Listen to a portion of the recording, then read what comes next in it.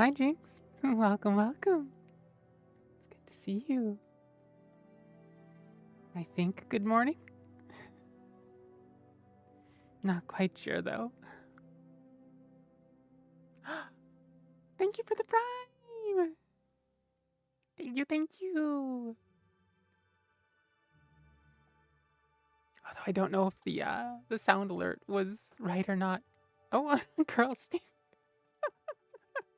Thank you for the follow, Girl Stink.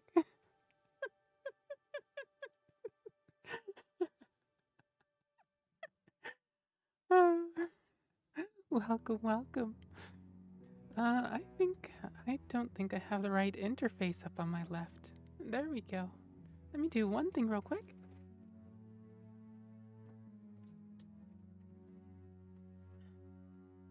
There we go. Nice and sealed off. Unfortunately, somebody wants to use some power tools out there this morning at 10:30 on a Saturday, so... Oh, how are your mornings going so far? Hi, Pan. Welcome, welcome. It's good to see you. Oh, I would say it's been a while, but it's mostly my fault. Or, well, if not mine, then at least the fault of my my new medication. It's been one hell of a week. I haven't functioned enough to feed myself every meal.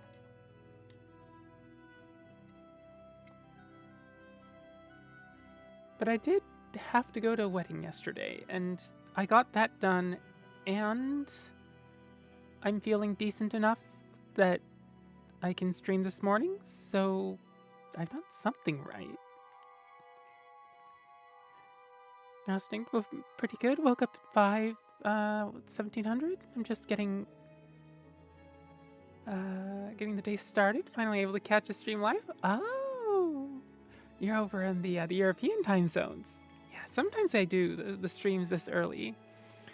For me, this is 10:30 in the morning, which is sometimes this is about when I start getting up.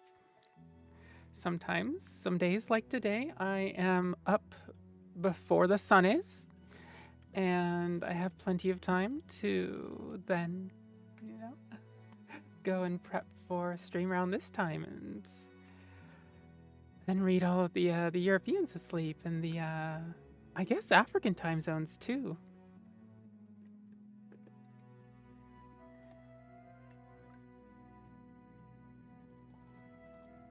And I have tea. Hi, Raven. Are my eyes deceiving me, or do I see a beautiful bird succubus lady? I definitely Succubard. I'll leave you all to judge the rest of the qualifiers there. Resting. It's really nice. That's when I went to bed. The sleep schedule's been all over the place since I started on vacation. Oof. Oh. I think back when, I was still working, things like restaurant, cafe, or office jobs, or, things like that, right? It's a lot easier to,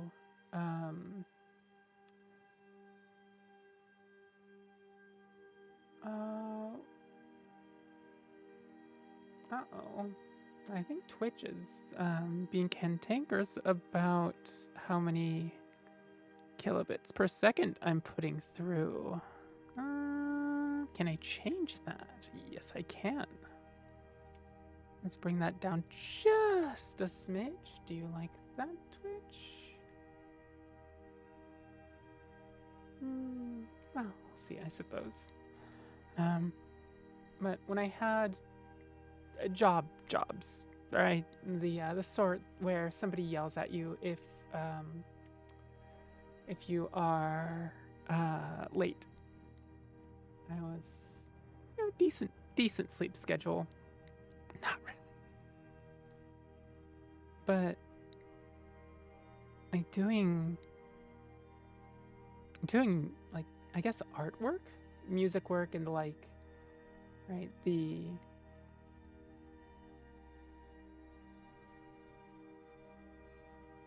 Aside from actual, wait, oh, Jinx, thank you. Wait, Tensa, thank you. That was one heck of a surprise. We aren't even to 500 followers yet.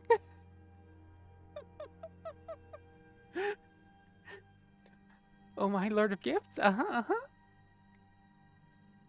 another hype train. Holy cow. Wait. Oh dear. Wait, does that mean we get more emote slots? We get more emote slots. We get more emote slots. Oh, things to think about. With the sleep schedule, right? An artist's sleep schedule is, aside from shows, it's really hard to keep because nobody's going to yell at me if I miss like a European time zone stream and just do, you know, like the Americas. So, and also nobody's going to really yell at me if I miss the Americas and then end up like staying up way too late and just doing a European stream without going to bed. Then I just realized I have 13k points. No idea what to do with these. I mean, you could do many things with those. You could do many things with those.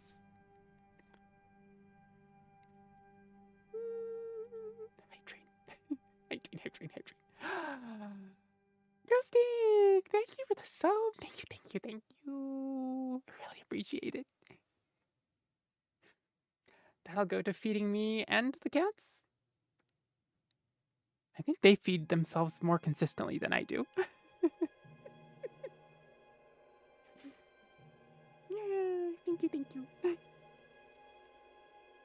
Real. Yeah, right. And like, if they don't have water, I have a big old 1 gallon water tank for my cat's water, right? You know, it just sits upside down and dispenses however much, and just, you know, keeps the water level at a certain point. And if that's empty, Balthazar, my big old void kitty, will just bap the water tank and start playing with the water tank as a way to tell me, hey, the water tank's empty, right? Which is like, it's just perfect.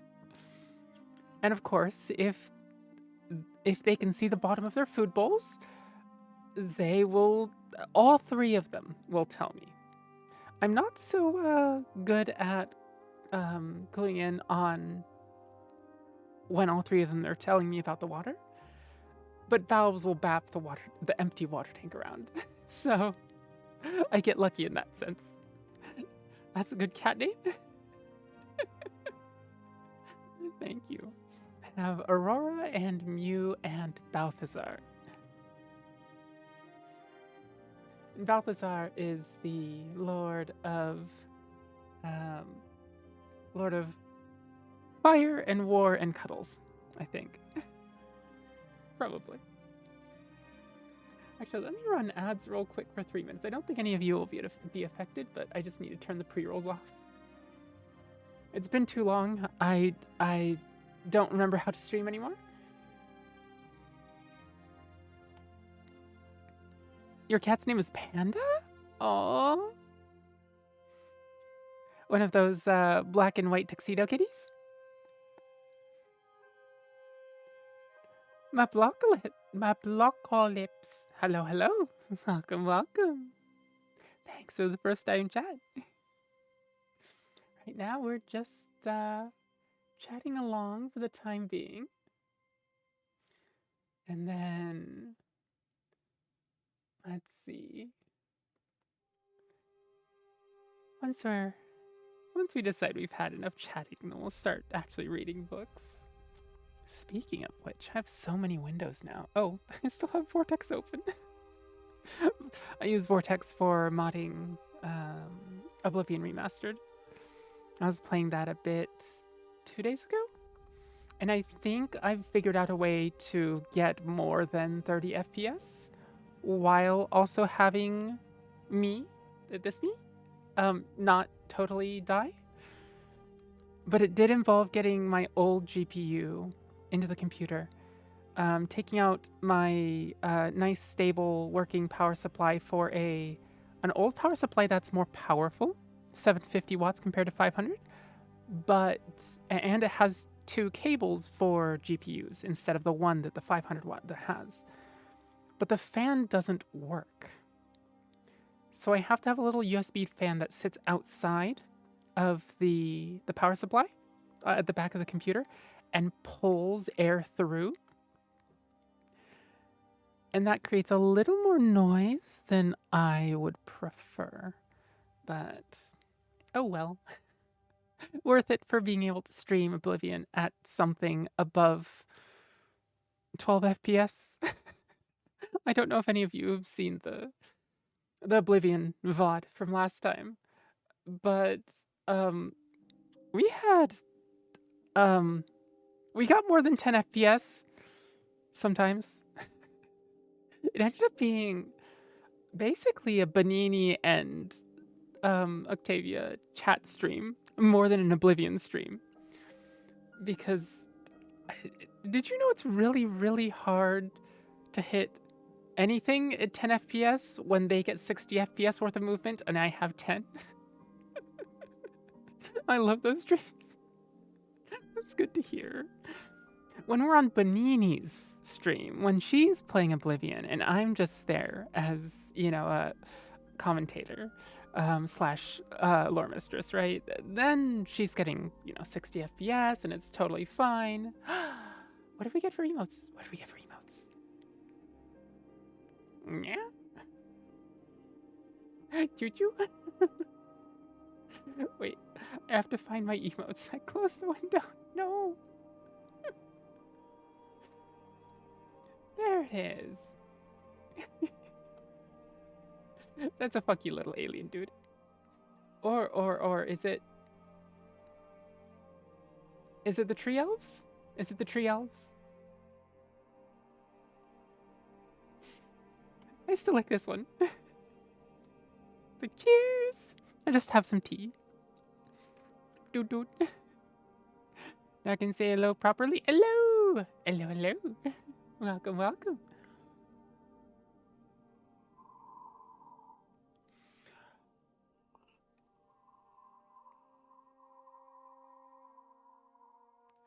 The tea's still nice and fresh and hot, so I have to get it down to temp.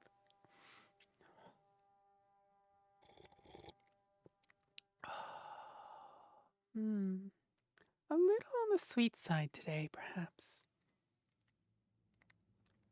Still don't quite know how much tea it takes to properly sweeten the whole, what do you call it, thermos? Rogue or maple or rogue? Ah.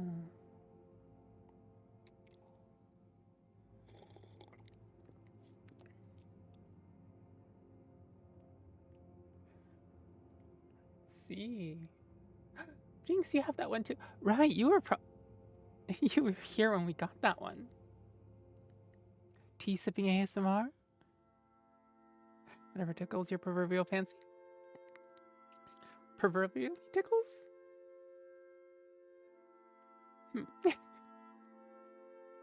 So if I recall correctly, you said warm tea is better for voice rather than cold. I prefer it. I find it soothing. I don't know if it is technically better. It may just be a personal preference. I'm not quite sure.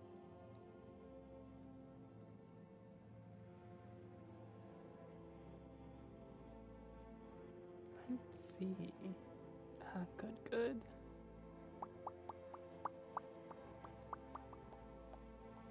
Here we go. The fancy is more proverbial than the tickles, actually. There's probably equally as... actually, they're probably equally as proverbial in this case. Yeah, that's what I was thinking, too. I don't think either of them are, like, physical. thank you again for all the subs, everyone. Thank you, Jinx. And also thank you for subbing, Girl Snake. Hopefully you enjoy it here. We have cute emotes. We have a lot of cute emotes. Like that's unfortunately the prefix is Octavi63. Once I hit partner, we can change that. But we have this one, which is fairly new. Just the loading. Loading. Super cozy and the emotes are super cute. Oh, thank you. Really glad you think so. I think I have a few on the way that will hopefully be cute. I actually just got the payout from the last period from Twitch. So aside from setting most of that aside for food, I'm going to use some of that for some emotes. So, although I wonder how many emotes we have now, because the emote slots, that just gave us 2 more emote slots, which means I think we have 5 open? We have 5 open, and I only really had plans for 3. It might be another one of those Discord votes, which, if you are not on the Discord just yet, oh, I still have to get the bot working for YouTube. YouTube side, here you go. I haven't gone. Oh, that's another thing that I have to do. But every time we get more emotes, I have a list of emotes that we vote from. And I think last time we voted in 3 slots from 8 emotes. This time we'll probably bring in 6 or 7 emotes to vote for 2 slots. Probably 2 slots. Maybe 3. Probably 2. Sometimes for some of the slots, I decide unilaterally. Like the sip emote, which was this one. Considering my tea drinking habits, well, not drinking, really sipping habits, this one was absolutely necessary last time we got slots. So I put, I think this one and maybe one other one in, and then we voted in the rest over about 3 days. That's the loading one there. I think we have Evil Giggles. Blush was on the table, but I don't think it got voted in. Cute. Glad. Just like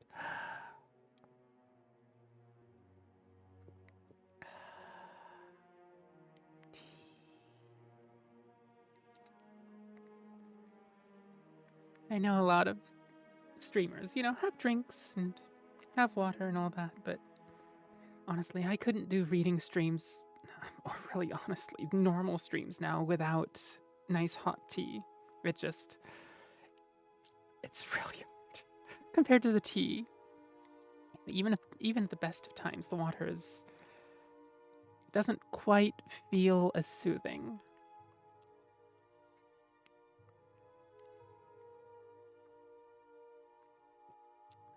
Does anybody remember the 3rd emote that we voted in?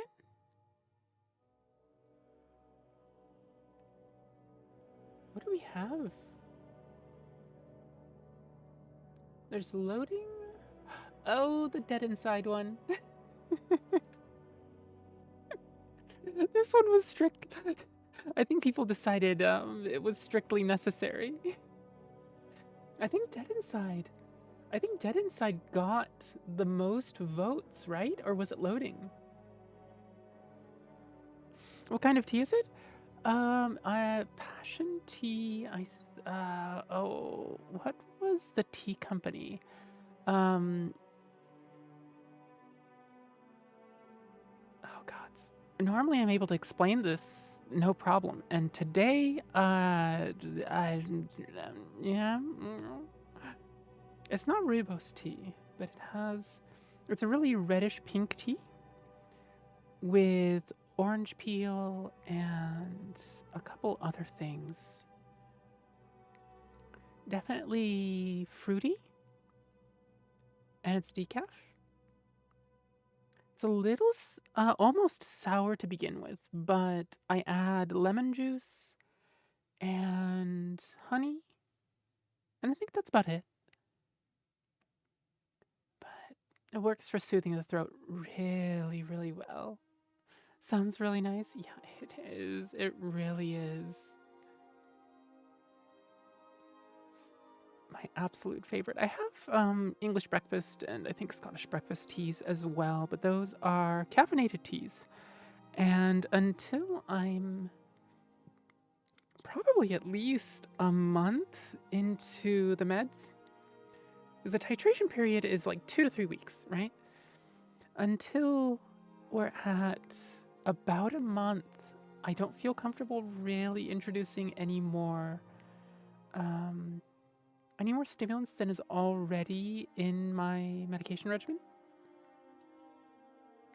It's like I already have ADHD meds, which the last few days I haven't taken just because the effects of the antidepressants have been particularly noticeable, especially in the first 4 to 5 hours. And I judged that if I took stimulant medication on top of that, that would perhaps be a bit much.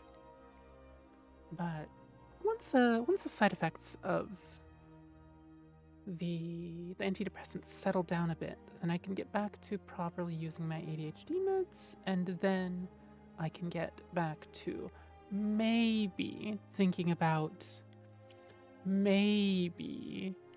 putting about half English breakfast, half passion tea. I think I may be done with having a thermos full of caffeinated tea. I think my thermos is probably 500 to 750 milliliters. Probably something closer to 750 milliliters. And that's a lot of caffeinated tea to have. Remember, like I sip it throughout the stream. So like I'm not getting a whole bunch, like a huge dose at one time. But after stream is when the problems begin. So I already have enough sleep troubles. And I don't really have sleep troubles with just the ADHD meds, right? Just the stimulant meds. And I tend to take those early enough. But sometimes I'll be sipping tea, and I think one of these streams we probably streamed until 1900. And the caffeinated tea on top of my ADHD meds just that was a jittery evening, which I'm not fond of.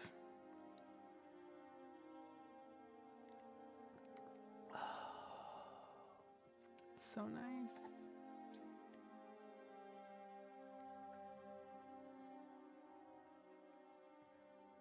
Yeah, I really don't know what I would do without this tea. And there are other teas that are formulated specifically for throat soothing, although they tend to have black licorice. They tend to have other things that I'm just not fond of flavor-wise. And I really don't want to sit here and, like, we're having fun with stream and reading interesting stories. And then every once in a while, I just, you just hear me sip. You see me grimace. And then we move on. Like, I don't know if that would be fun for anybody. Well, never mind. I just realized. Chatters do tend to like to pick on VTubers sometimes and tease them and just, laugh at our suffering. So chances are somebody would enjoy that. But not my particular cup of tea, I would say. Oh. Also. I can do. Let's see. Let's put that here, right? I can do. Mm, mm, mm, mm. Mm, mm, mm, mm, mm, mm. Huh, huh. Look at the fang.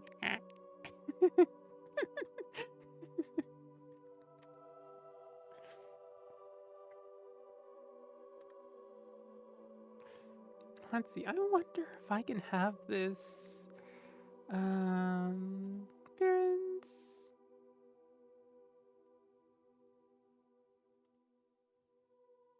Oh, I can't have it top to bottom or bottom to top.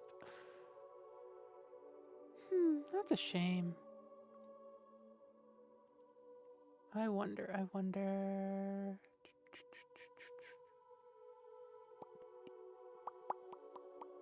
Yeah, that's odd. Oh, oops.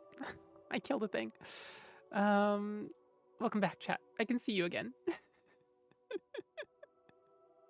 Wait, why is chat blank?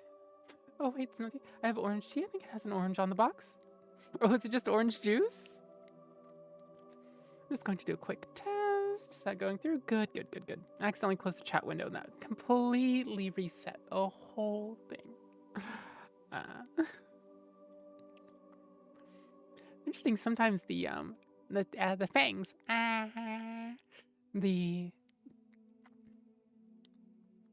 guess it's called a snaggletooth, right? Sometimes people have, fangs that like overlap their lower lip so that you can still see the fang. Whereas like I just have both, but I have them in my mouth. All 4 of them. So I'm totally not a cat girl, don't worry. Definitely Succubard. Although I suppose there are always these, right?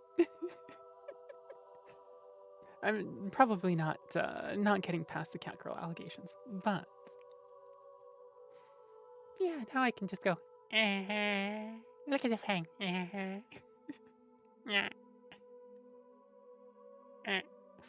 She's a cat now? No, I'm not. No cat. No cat. Is this the hat? That's the hat. There we go. Succubard. Yeah. Succubard.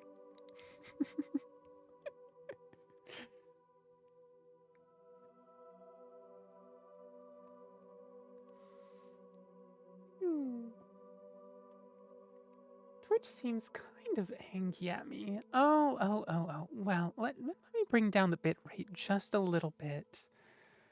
I think it's really not liking the 7500 bit rate. So I think it caps out at about 8K is when it starts getting angry. And I know my audio is taking, I think, 320. So I need the visuals to not take quite that much. So the variable bit rate can do its job without triggering the filters that Twitch has, I think, for things over that particular bit rate. Wish I could do like 10K. I think YouTube I can do better bit rate, but the audio bit, so I can do better video bit rate on YouTube, but the audio bit rate is pretty severely hampered, unfortunately. Which means if you want better audio quality, it is better to come to... Oops, sorry about that.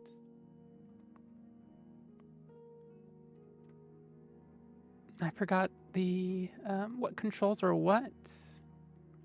So I have controls that affect only me. Then I have controls that affect the whole stream.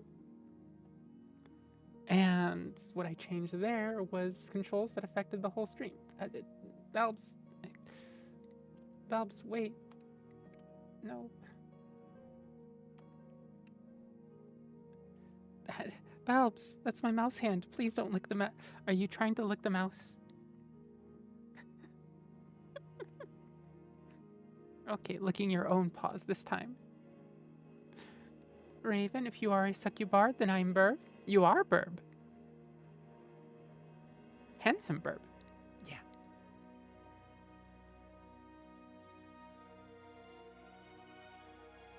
There we go. I have, yeah, audio's good. Yeah, it's good to go. I think I had my levels just set a little weird. It's been a little while since I've streamed. I don't remember if I did recording this time. I have most of a recording done. I think I have to do... Yes, miss? What's up? I have to do a little bit of editing, I think. But I got most of the recording done last stream when we did the body doubling stream, the co-working stream.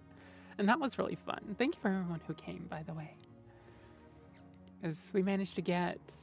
Despite the fact that I somehow completely set my glasses ajar for a full recording of one of the books, and we had to redo it, we still got 2 whole books done.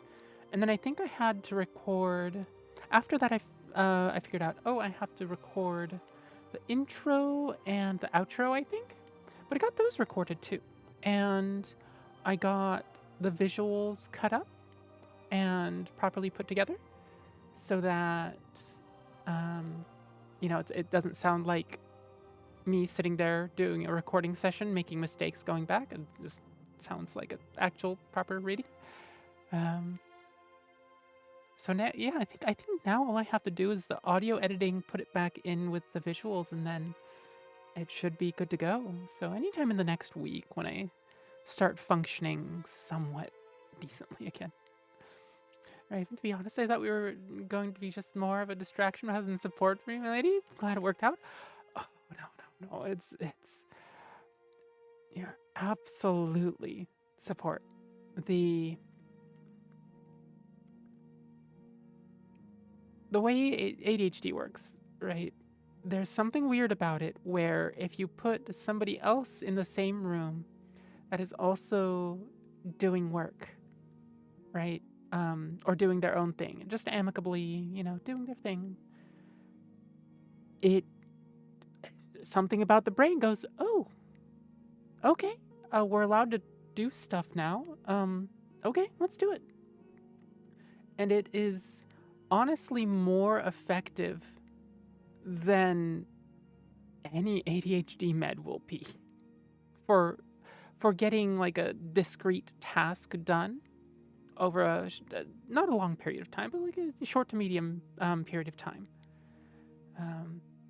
Back in 5th grade, my teacher actually, like, I don't know if she had gleaned onto both the fact that I had ADHD and that body doubling works, co-working works, or if it was just a complete fluke.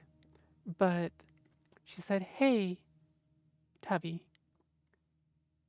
I know you're having a lot of trouble getting homework done.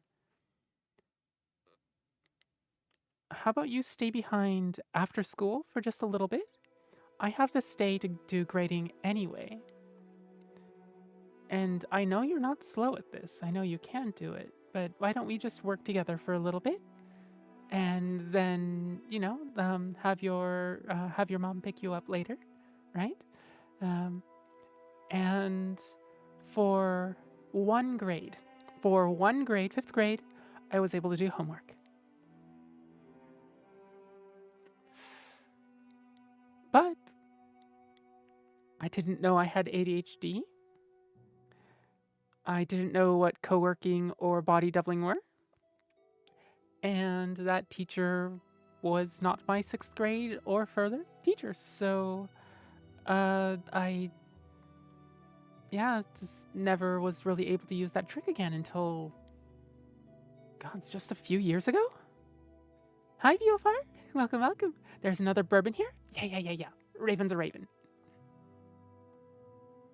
What sort of bird are you, by the way? Speaking of meds, Are these the right one? Those don't sound like the right meds. Are these the right meds? Those are not the right meds. Those aren't even meds. That was a... Those were iron supplements. Are these the right ones? Those sound like the right ones. Yay! Being able to pull the correct meds out blind.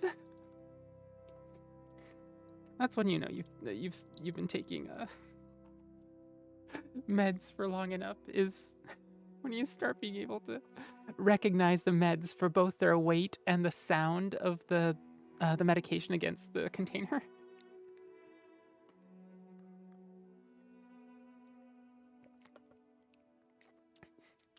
Hello, distant relative. I'm Secretary Burb. Secretary Burb. I need a secretary. Secretary. Can you be my secretary, Burb?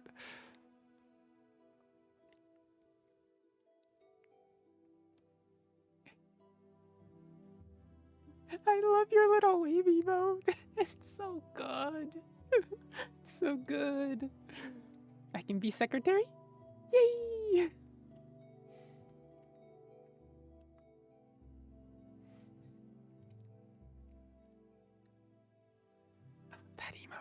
That emote fills me with joy.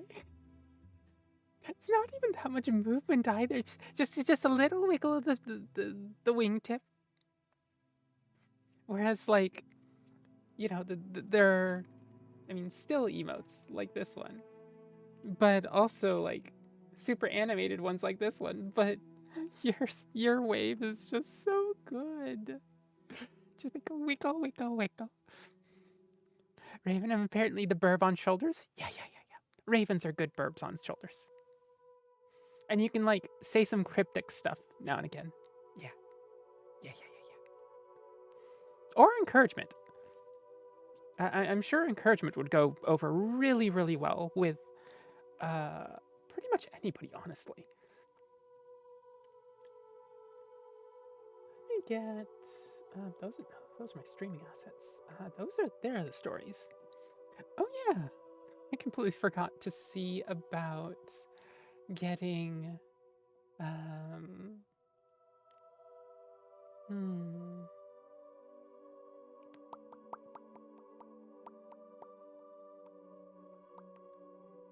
getting some new stories.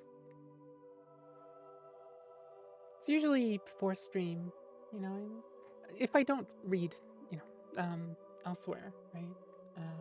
I still, you know, look through stories and go, oh, let's see what we have, you know. Wonder if we can find something that sounds good, and then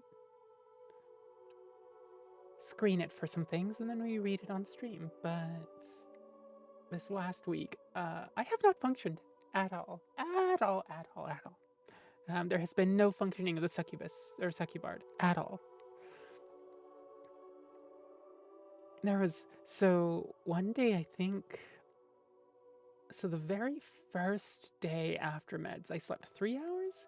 Then the day after that was 4 hours. And the day after that was 5.5 hours. And the day after that was 8 hours of sleep, eat another 8 to 10 hours of sleep. Or maybe, I think it was like 8 to 10 of sleep, meal, 8 to 10 of sleep. That was something. I think I've technically slept 14 hours in one stint before, but 16 to 20 in a day is a bit much, even by my standards.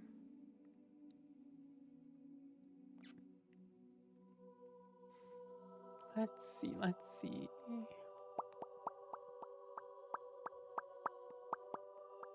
Wait, just where is that? That's the window. By the way, I just shared a pic of Panda on Discord. Panda.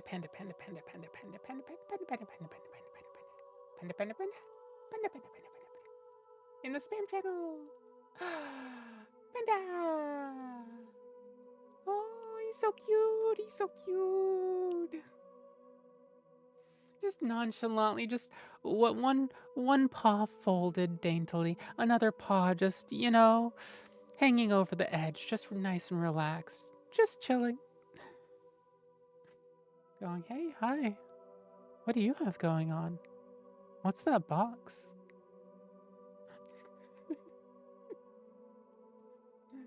Suppose I need to share more cat pics, don't I? Wait, Pan, you weren't in the Discord before?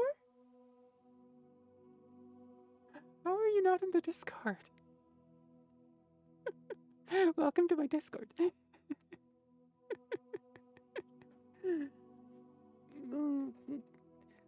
stretch.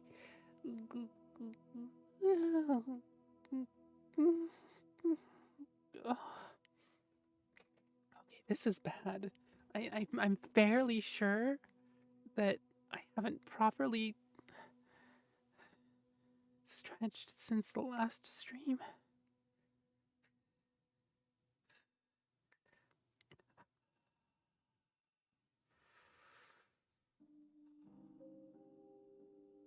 Oh, Babs, I know you like the bonks, but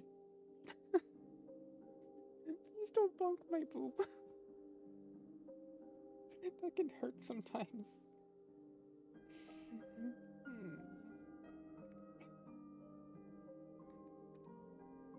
Do you want into my lap? Or would you like pets while you're on the desk? Okay, come on. There you go. Okay. There you go.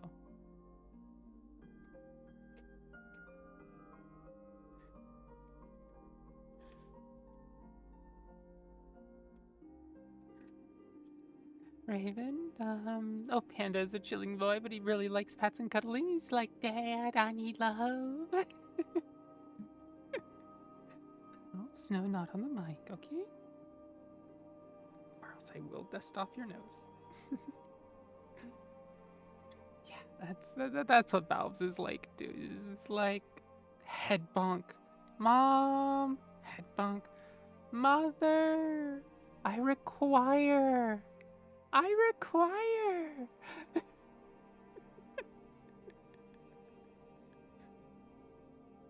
It's like, what do you require? I require.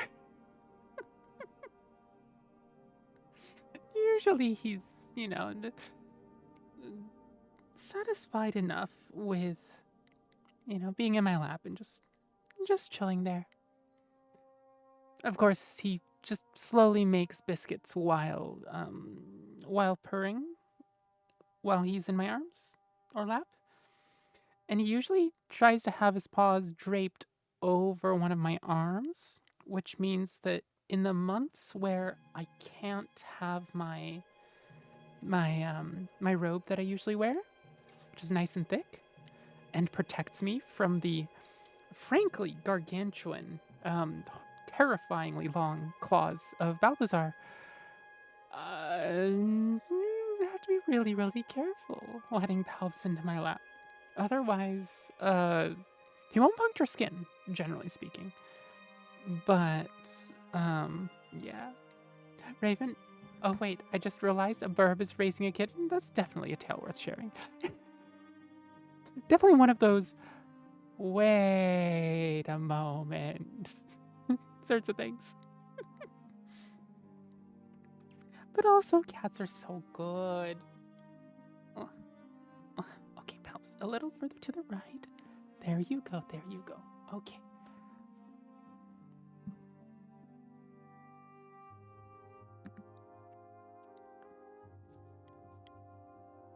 There we go. No Palps. No face rubbing the audio equipment. Well, this audio equipment. You can face rub the audio interface all you want. It won't change a thing. You can use it as a pillow.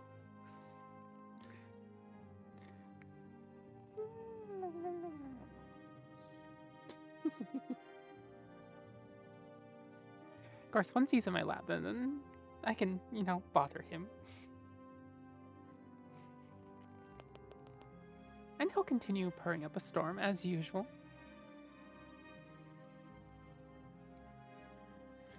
Bumps is marking territory.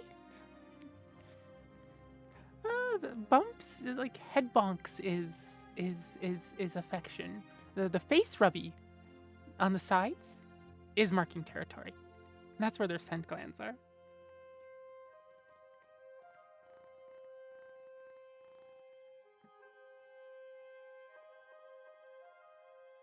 You hear him.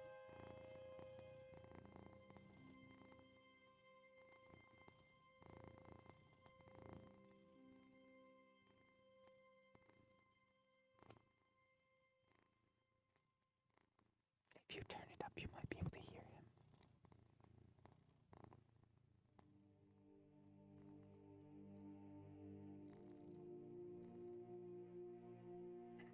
Let's see. Does it come through? Or does it get filtered out?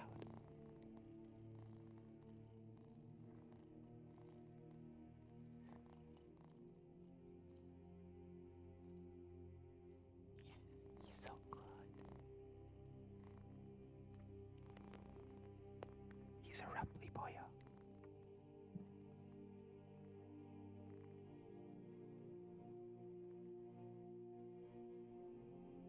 See, this is why I have trouble getting out of bed. Which would be a total lie, by the way. Aurora is usually the one in my bed. However, Aurora does actually genuinely make it hard to get out of bed a lot of the time. Like, often she'll be... she likes it. She's one of the rare cats that likes it under the covers. Because she's been fairly small and needs warmth. She'll like cuddle, like play little spoon to Balbs often because she needs, like, she really likes body heat. But also she likes being under the covers and will ask to get under the covers while I'm sleeping. But that means that she ends up basically using some of the, like, she goes in between the blanket layers. So she uses some of the blanket layers to pin me down. And often I'll find her there in the morning, you know, just curled up. And then I'll wake and she'll look at me like, come on, 5 more hours. And then she'll curl up. And then she'll look adorable. And then I can't wake up. I can't get up. It's the laws of having cats is, you know, you can't disturb them. Hey, Babs? Why are you purring for me petting your paw? I'm fairly sure you could have your cat license revoked for that.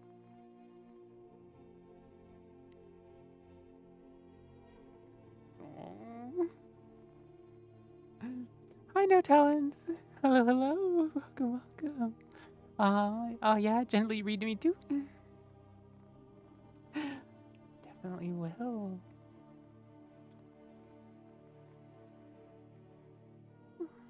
Bells, it might be time for reading. And I do actually need to be in a somewhat decent posture while I'm reading, okay? Gotta let you go.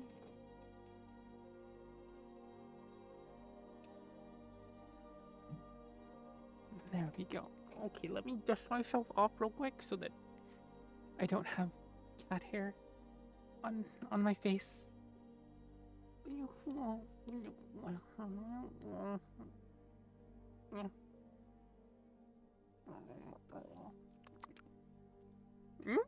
What? Posture check and a sip. Good, good. Thank you, thank you. Let's see. There's a posture check.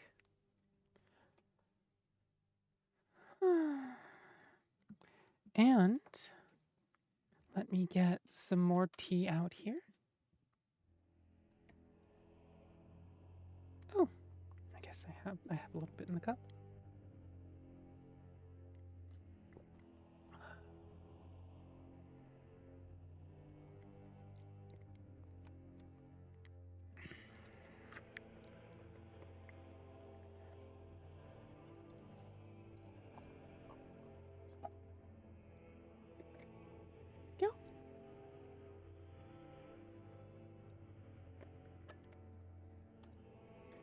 How's your day going so far, no doubt?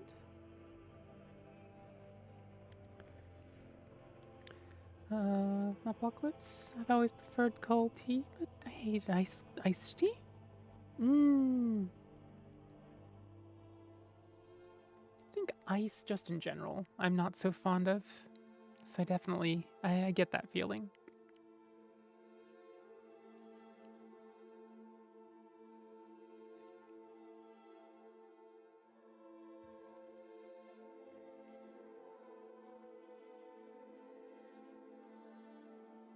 There we go. All right, chat is right where you need to be. Right over there.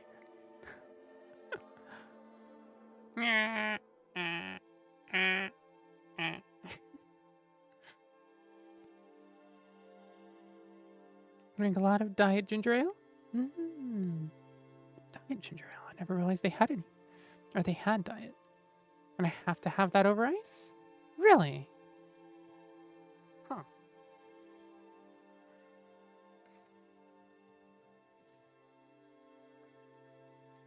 And the more music folks, the better?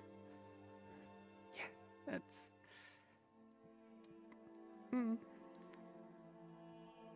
a little bittersweet for me, I suppose, but also it's nice to see familiar faces. It's been interesting, like, sort of grappling with, I guess, the grieving process of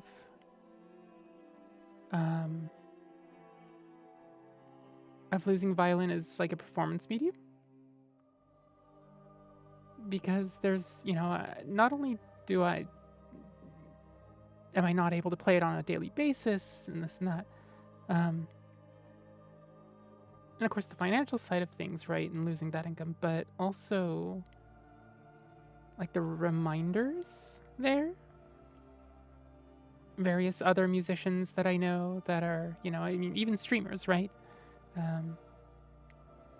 Or even just listening to music can sometimes be a little squicky in that it just reminds me of that. But sometimes, I can just get into music and just enjoy it because I still do adore the hell out of music. But it can be a little hit and miss. Raven, Mom Raven really loves munching ice. Like, stop doing that, your teen. She's like, leave me alone, it feels nice.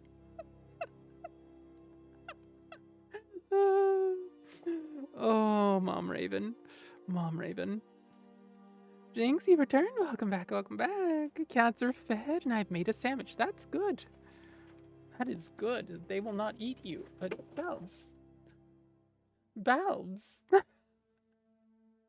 Sorry about it. I was looking backwards towards Balbs, and the model did not like that. Apocalypse, cold showers, iced tea, or iced water. Have your AC blasting at all times. Oh, I can't do the AC at all times. Like, at some point, it just gets cold. Hate the summer, I refuse to be hot. Yeah, that's fair. Some people are more susceptible to that than others. The prodigy child?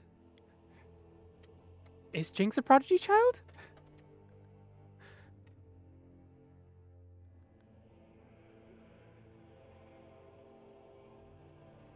At the very least, I don't know about child. I can't discredit prodigy. I don't know enough about him. Apocalypse. I wish it could be winter every day.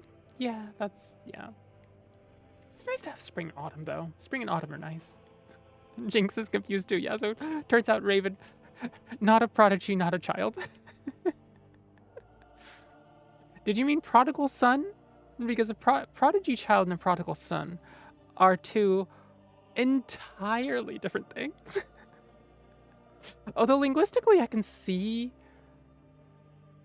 how they would be really similar and easy to confuse.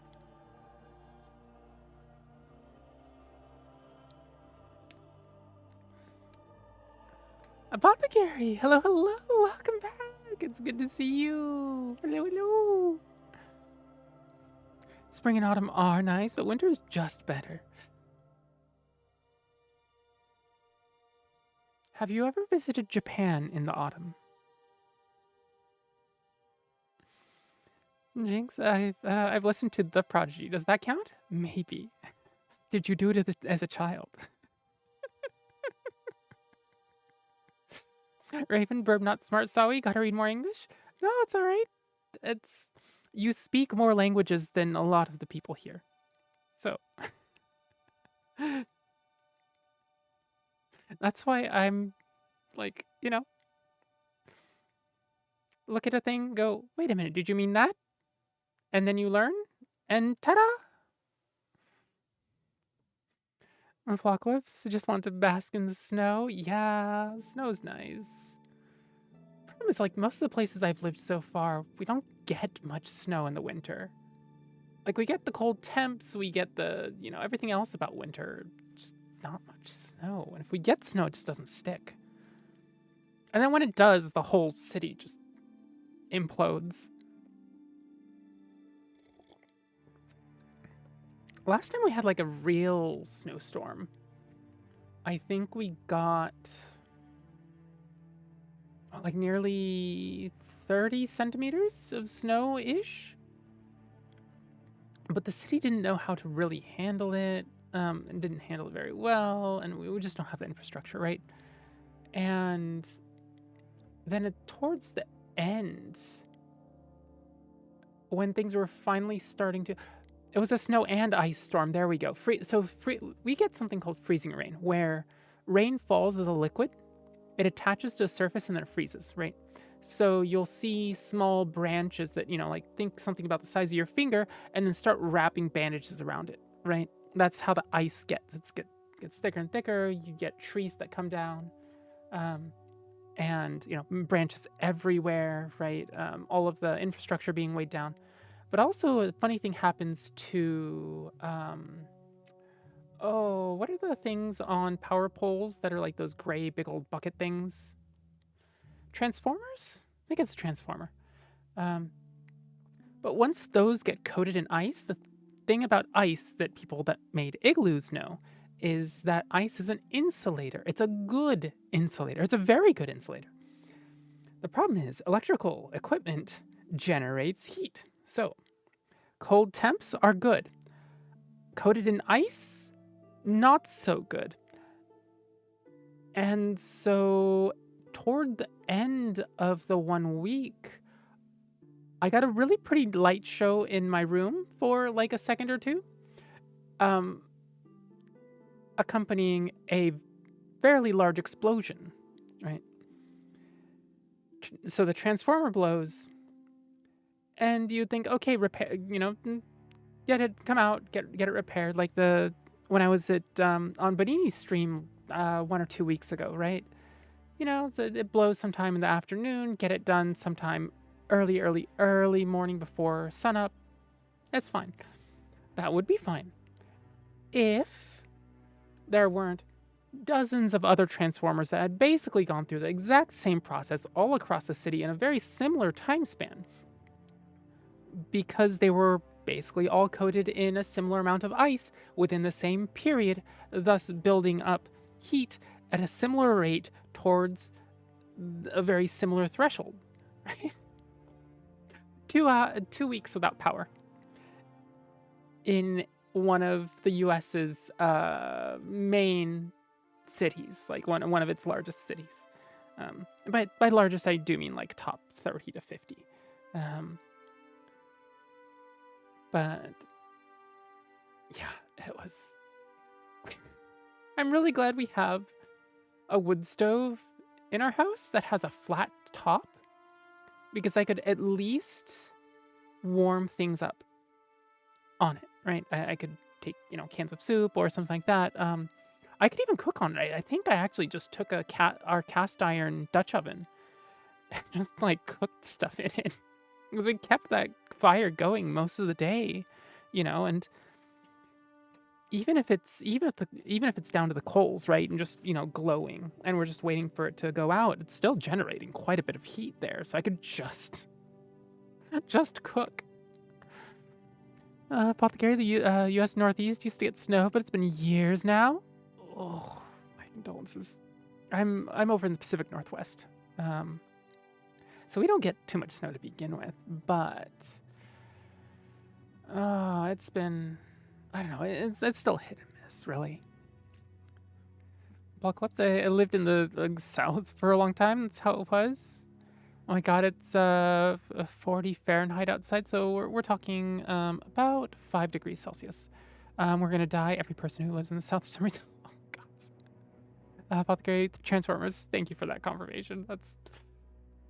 Oh, words are hard. Words are hard. Raven. Oh, now I think about it. Inventing a language for the books can be fun. Oof. Good luck. It's a whole rabbit hole. It's a big old rabbit hole. And Jane, because I love snow and don't mind cold. Unfortunately, my job puts me in those temperatures, so currently don't like winter. Oof. Yeah, that would do it. Yeah.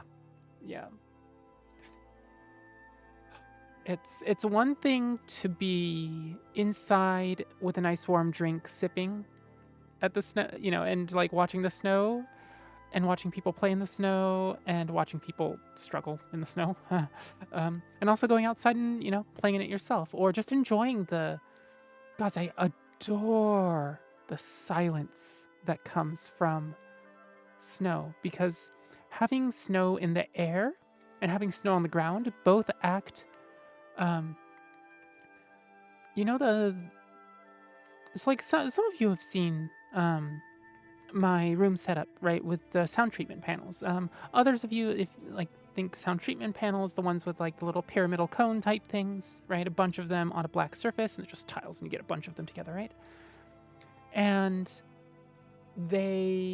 what they do is they take sound and bounce it back and forth and back and forth and back and forth in a way that makes the sound waves travel way more distance than they normally would, eventually just attenuating the sound, right, over time.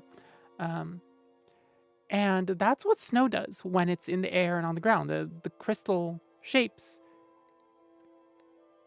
bounce it in all sorts of directions. Oh, sorry, chat.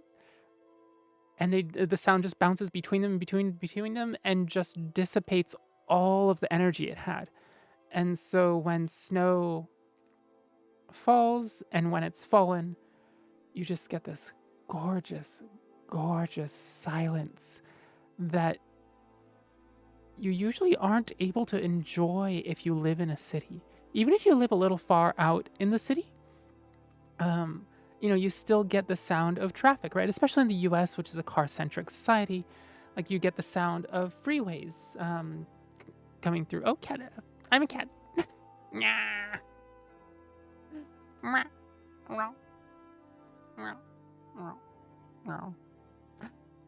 But with snow, you get to enjoy just gorgeous, gorgeous silence.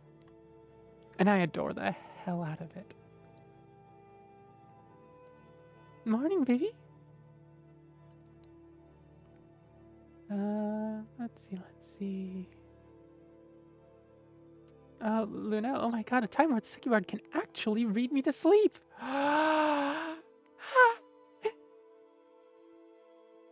It's kind of rare, isn't it? I wish it wasn't. I wish it was like 4 streams a week, and like, you know, at least 1 European time, 1 US time, maybe a gaming stream or 2. That would be really nice. That would be ideal.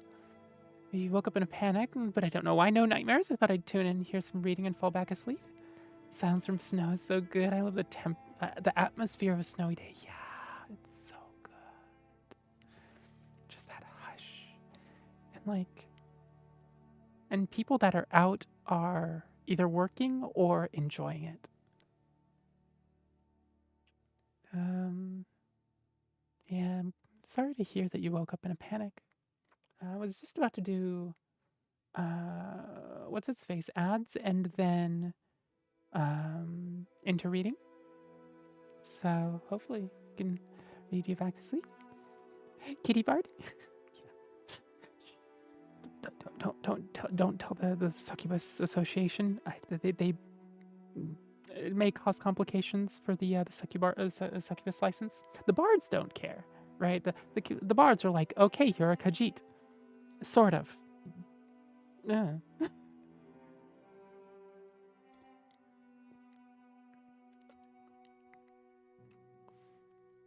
Also, Octavia's hecking cute. Oh, thank you.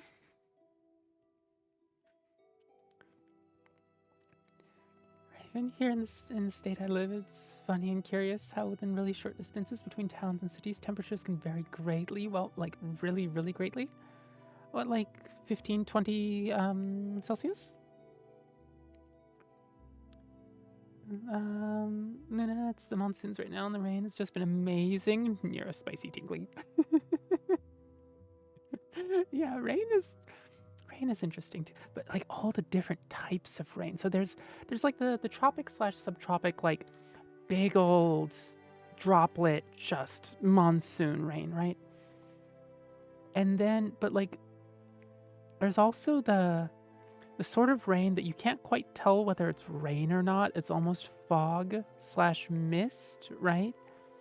But you go out there and you're just drenched head to toe within 5 seconds. And then there's like sprinkling and showers and drizzles, and you know those days where like it's a quiet rainy day, but it's not big old droplets thundering on your roof. It's just this light, just a nice background noise. Block lips, I love heavy rain. I want to fear for my life. What? Yeah. Maybe I haven't drawn much since last we spoke. I'm probably going to have to wait for next week. Oh, are like physically exhausted? Hello, it's me, 123. Hello. What shall I call you? It's me? Maybe? Or Wits? How's your day going so far?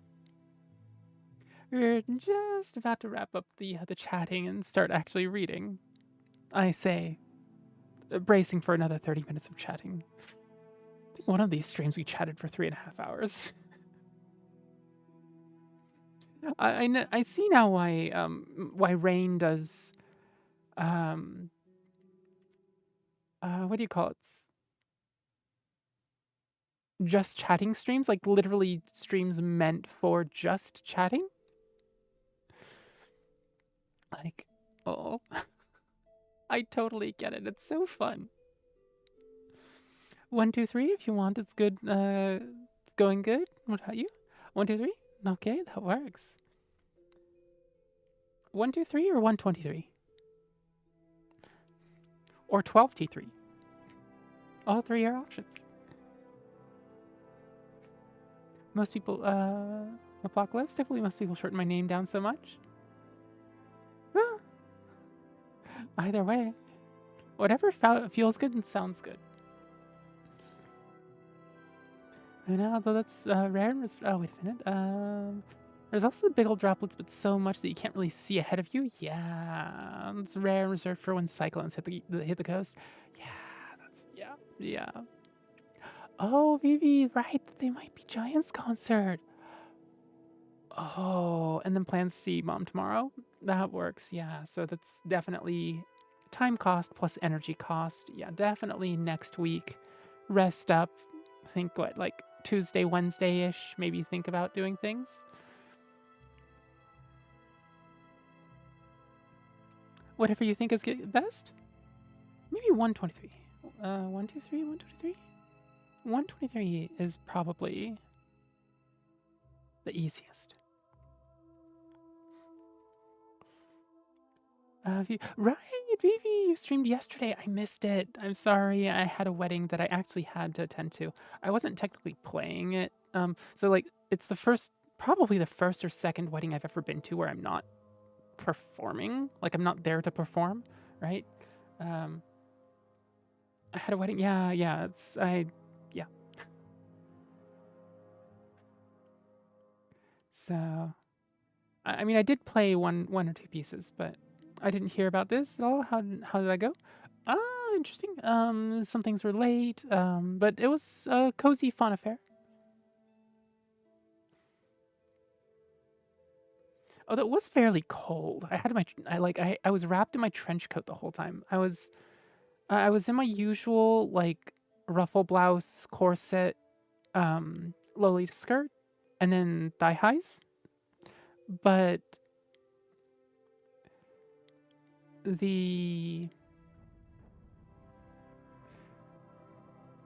the weather was cold enough that like I basically couldn't let go of my trench coat. It was bad. I thought it was going to be warm. Raven, I missed the stream too. Oh, you missed Vivi's stream? Actually, let me shout Vivi out. Oh, wait a minute.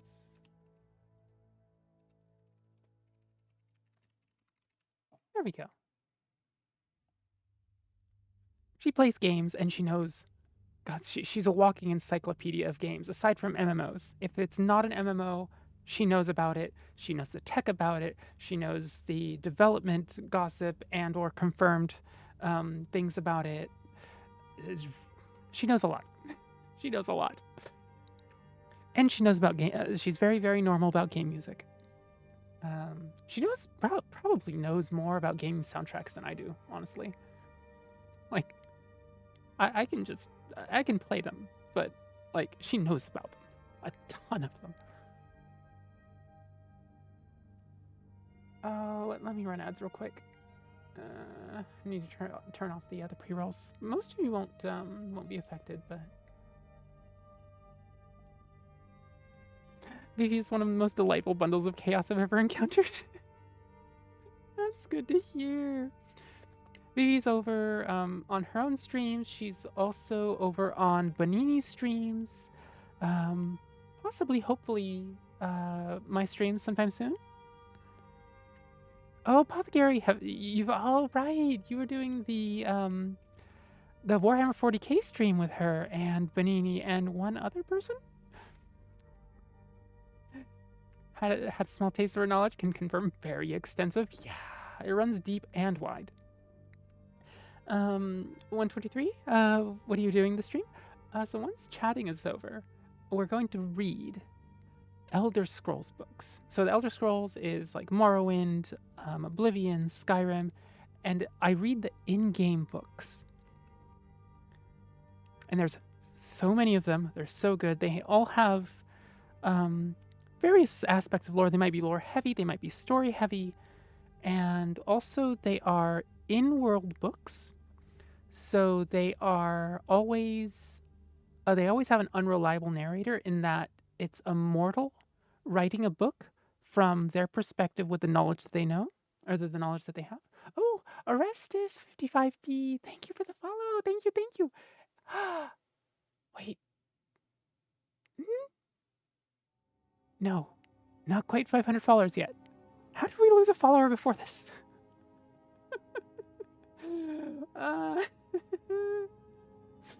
We're still at 499. We're so close. We've been so close for like 3 weeks now. I remember Holly had so much trouble with 500 too. And like she got near 500 and then like someone would follow and then like she'd lose a follower at some point. Like, you know, followers cycle out, right? Like that's especially on YouTube, but on here as well. You know, people shift away from the sort of things you do. Maybe they've, you know, changed in certain ways. Maybe their hobbies have changed. Maybe you've gone in a direction creatively that they're not so fond of. Totally understandable. It's a good thing, right? Like I want my, you know, my art to cause joy, not people to be here out of obligation, right? But also, It's the 500 curse. It is the 500 curse. Someone unfollowed Tabby. Gonna break some kneecaps. Uh-oh. Secretary Burb is now Angie Secretary Burb.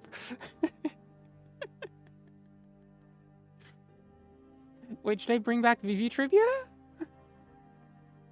Every once in a while. If the chat's going super fast, then don't worry about the trivia. But, like, if, you know, if chat's super slow and we, you know, we're just in a super lull, sometimes, yeah. Yeah, I like Vivi trivia. But, like, right now I can hardly keep up with chat as it is. So no Vivi trivia right now.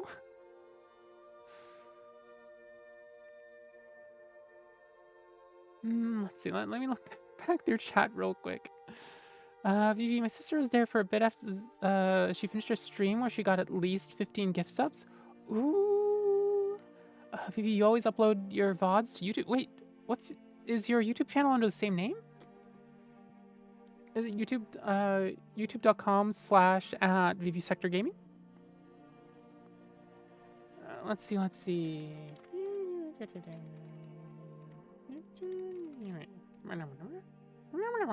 Not found. I wonder if it's /C/.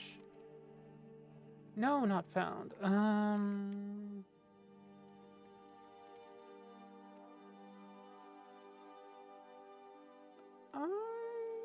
Let's see.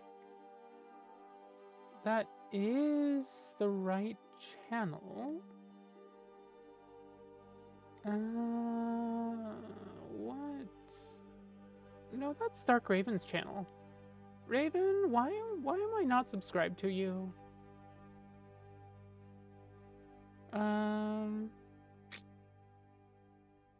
Yeah, I can't find it.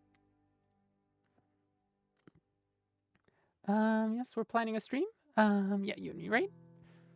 How's it going? Oh, hey, $4.99 is a good place? $4.99 is a good price.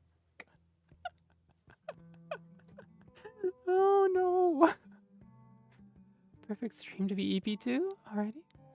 I have it linked in oh, okay. Old has your Nickel Pie? Nickel Pie is good. You could change it too. I forgot what the requirements are, but you can change it to a custom URL. I know both of my channels do. One is under Succubard's library, which is this reading one. And then there is the what do you call it? And then the original, like the violin channel as well. But yeah. It's not because my YouTube's actually have it linked on my Twitch channel. Oh, that works. Apothecary, I can't pass out yet. I just got I've got a stream planned with Bun later. Wait. Is today is Saturday, right? Oh. I'm sorry. I'm thinking of tomorrow, which is usually when Benini and I do the Oblivion streams. What are you streaming today, Apothecary? Vivi, that account is from middle school. Oh no.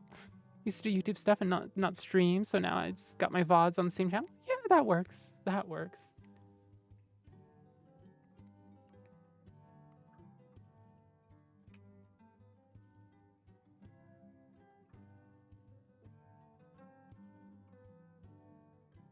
Oh, okay. I think I'm caught up with Warhammer 40K.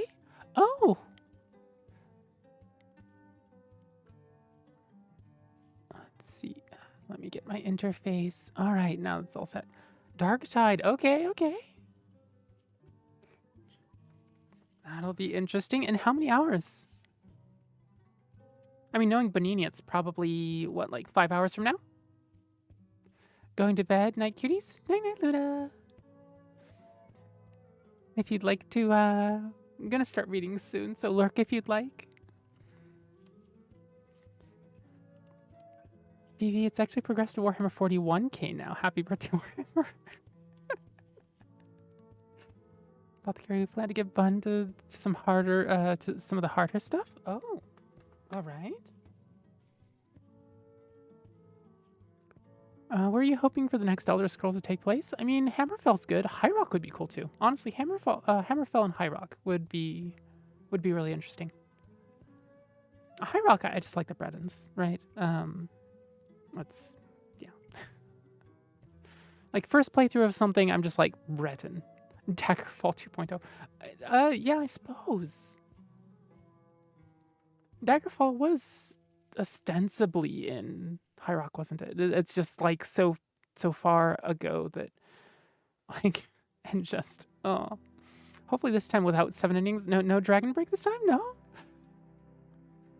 If you had like an Elder Scrolls game set in a Costco, that sounds like some like I don't know tabletop TTRPG one shot.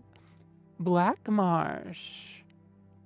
Honestly, if like Black Marsh and Elsewhere would be really cool too. Small tiny chunk of Hammerfell, rest was High Rock? Yeah, that makes sense. That makes sense. And Jinx, I just want the next Elder Scrolls game to release before I turn to dust. Yeah. Look. Give it another like 2 decades. Yeah. That's my guess. Number 1 pick is Somerset Isle? Ooh. Somerset Isle would be interesting.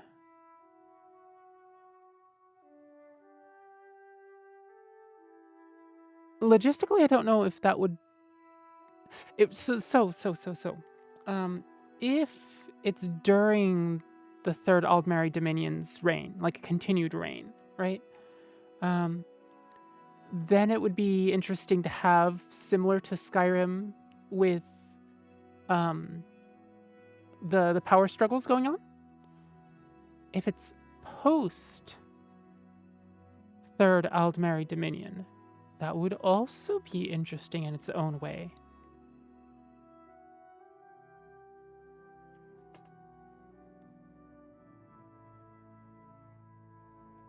If I really want to go to Black Marsh and the story be wrapped around an ecological catastrophe caused by the Dunmer trying to kill the Hist?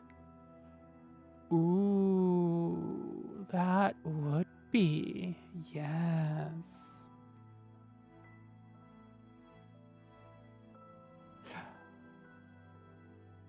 I haven't looked into ESO. Mostly because like I don't want another MMO to sink time into. Like I already have little enough time and energy. But what are the stories that go on there? Because like the Hist has been around for a long time, and like Dunmer Argonian relationships have been sour for ages now, right? Jinx, my back started hurting the other day when somebody posted happy 7th anniversary to the Elder Scrolls 6 and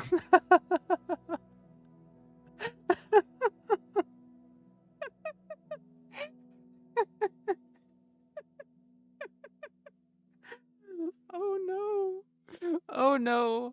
To the announcement. It was like a concept video too. That was like, and granted, the concept video showed that like, it was in Hammerfell, right? The northern coast of Hammerfell and the Iliac Bay. 7 years.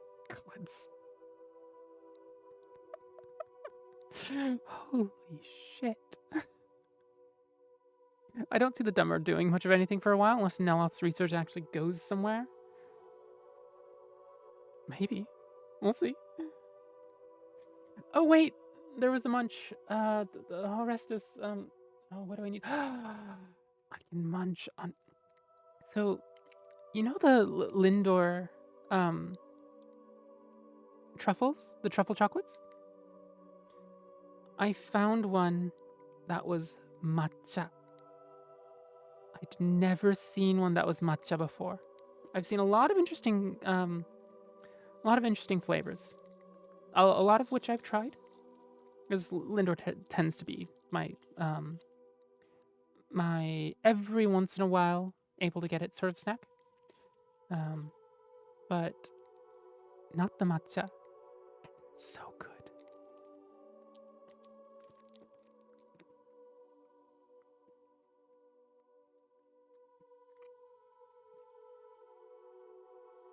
Raven, if I'm not mistaken. It's the more ambitious map in the Elder Scrolls game. According to internet, it can take you actual days to get from one side to the other. Oh, for Daggerfall? Yeah. If you don't use quick travel, you are absolutely screwed. It's gargantuan. Rogue in modern lore, Argonians and Dummer recently decently chummy now. Argonians aren't really the type to hold grudges. A lot of Argonians helped evacuate the Dummer during the Red Mountain recent eruption. Really? I didn't know that.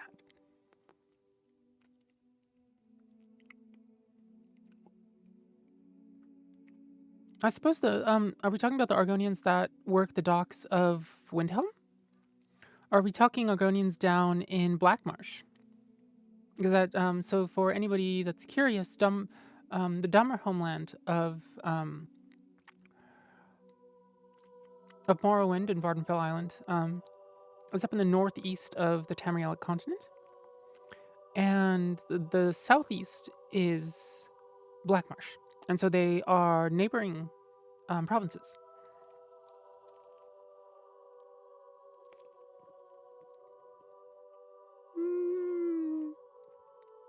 The matcha part of the chocolate is so smooth. Holy cow.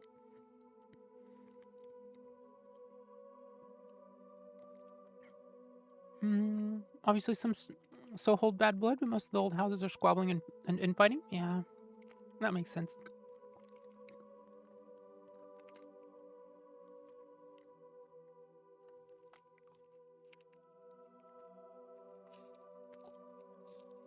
I want the matcha chocolate. It's so good. It's so good.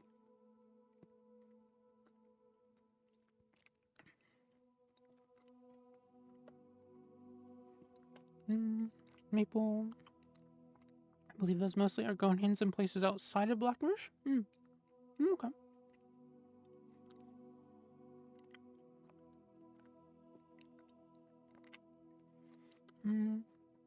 Raven, correct me if I'm wrong.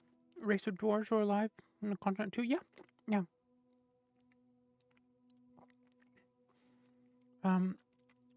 The Deep Elves is also what they're called.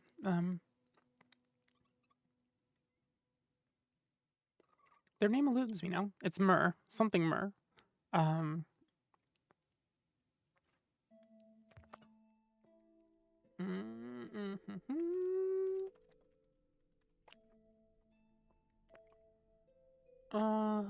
Bretons. They're not the Orzamer. Orzamer are orcs.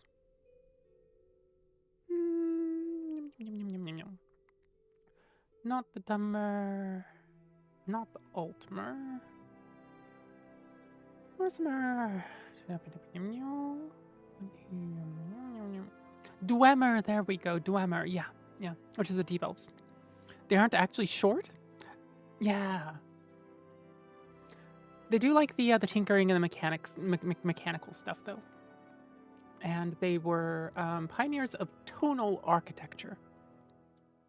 The Falmer are the Snow Elves. Which previously, so the Falmer, it's interesting because in the Elven language, Falmer, right, which is the Pale Elves or Snow Elves, but because they changed so much during their during the events of I forgot what age, the Falmer in Skyrim look nothing like Myr, right? They have the pointy ears, but they're blind. They, like all sorts of stuff. And so living Falmer actually, I think, sort of tend to prefer Snow Elves to Falmer, just because Falmer has become so ubiquitous with the almost animalistic beast-like horrors underground. Although, if memory serves, there was something about the Falmer actually slowly getting some of their cognitive faculties back. Although I don't remember the source. But so the state of the Falmer in Skyrim was was a change that took generations, right? They seek shelter from the rampaging Nords, right? And there's a whole history between those. It's not just the Nords being bloodthirsty. But the Dwemer said, we'll take you in, but you have to eat this fungus as part of your diet. And it made them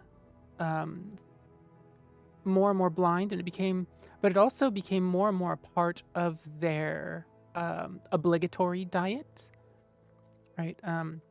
You've heard of obligate carnivores, obligate herbivores, that sort of thing, right? And this mushroom became an obligate part of their diet. And yeah.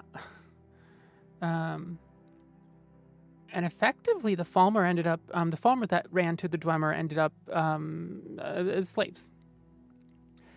And the blindness that the mushrooms caused just made them less and less able to object or to fight back. And but when the Dwemer blinked out of existence during their fight with the Dummer, the Falmer were just left to their own ends, or their own means, left to themselves, within the halls of previously the Dummer and the various cave systems surrounding them. And so, yeah, there is potential for change there in later games. Rogue, fun fact though, tonal magic is what's used in we use in Skyrim. The way of the voice is just tonal magic. Don't tell Nords that though; they'll not like it. That would be interesting. I mean, I don't know if Nords would like. Well, they don't like the M word, do they? They don't like the match that one, that M word. Or at least they don't like overt magic, right? I mean, they have like a supernatural resistance to cold. And they have, various other magical properties. So, like, and also the, if memory serves, the distrust of magic by the Nords is a fairly recent phenomenon, right? Which M word is it, Margaritas? I don't think so. My lady, did you take out the Ara redeem? I did not. Not if memory serves. I can double check.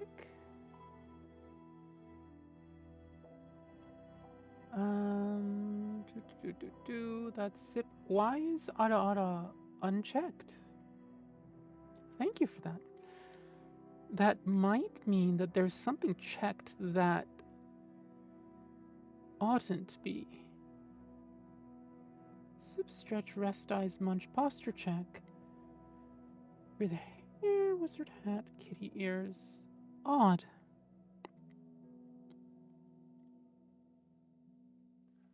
That really is an ara moment, though. Ara.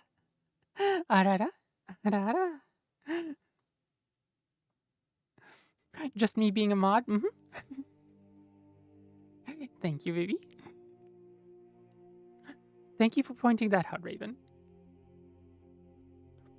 Also, if you have suggestions for for point redeems, I am always up for ideas. I'm not so much an ideas person myself. I'm not particularly good at it. So, sorry. Apparently, Lady Benini called me a perv because I like legs, but also I do like being ara.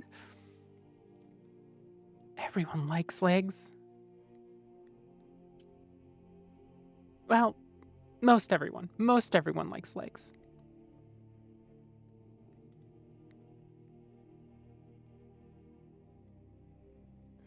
Now let's see. Vivian's one to talk.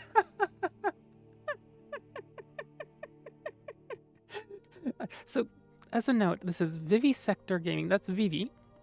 Or it says Vivian, Viv. Bonini. Bonini is who we're talking about as Vivian here. For anybody that doesn't get the context. Jinx's legs are great. Speaking of, let's see. Do we have legs here? We've got. Let's see. Legs. Legs. I'm floating. Okay, let me get myself back here.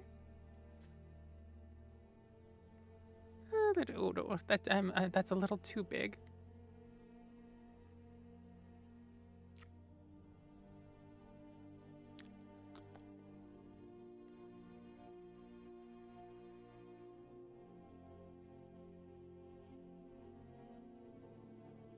Okay, is that about right? Yeah. Okay, I locked the model again. If I have the model unlocked, bad things happen. Really bad things. Lady, legs? I'm in heaven. Oh. Not quite the legs I would prefer. Definitely, I'm more of a thigh highs, symmetrical thigh highs sort of person. But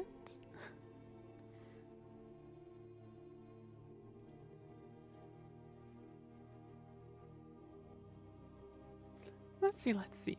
Oh, what is going on? My chat is being iffy.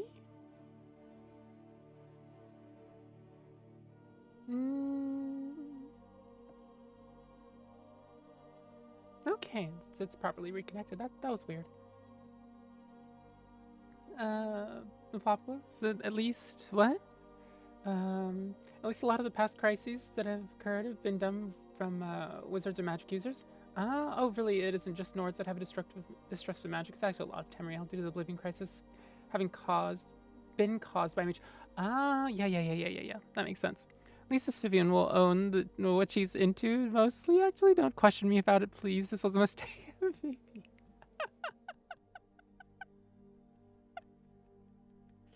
Oh, digging your own grave. Digging your own grave.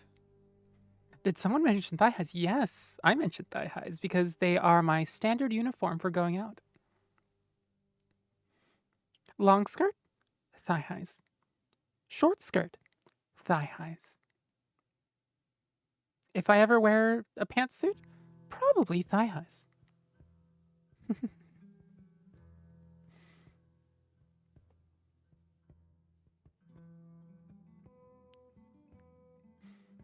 Rogo won't lie, Lady in thigh highs can just slay my heart, my oh my. Yeah, thigh highs are good. Thigh highs are very, very good. And it's also for me, it's I tend to dress kind of similar to this outfit, sort of the top at least, not like color wise. I mean, I tend not to have exposed shoulders, but like I tend, black hair, right? Black ruffle blouse, black embroidered corset, black thigh highs, black Mary Janes, and then the skirt and the accessories are what add color. And so the black thigh highs just end up being this really, really nice way of like letting the skirt shine, right? Because it contrasts against the black. Although I do tend to wear my thigh highs high enough that there's no zettai ryoiki, which is, I don't know. But like I would need knee highs for most of my skirts to have zettai ryoiki. So like, I don't know. Jinx, you had me at thigh highs. Thigh highs are awesome.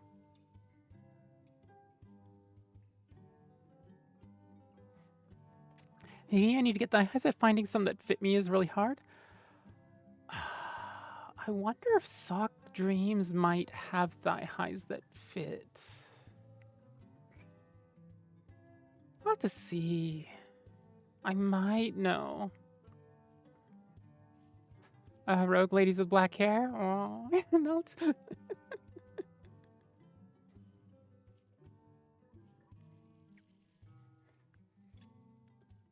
Vivi, you had me at $0 down, 0% APR. Good credit, bad credit, no credit.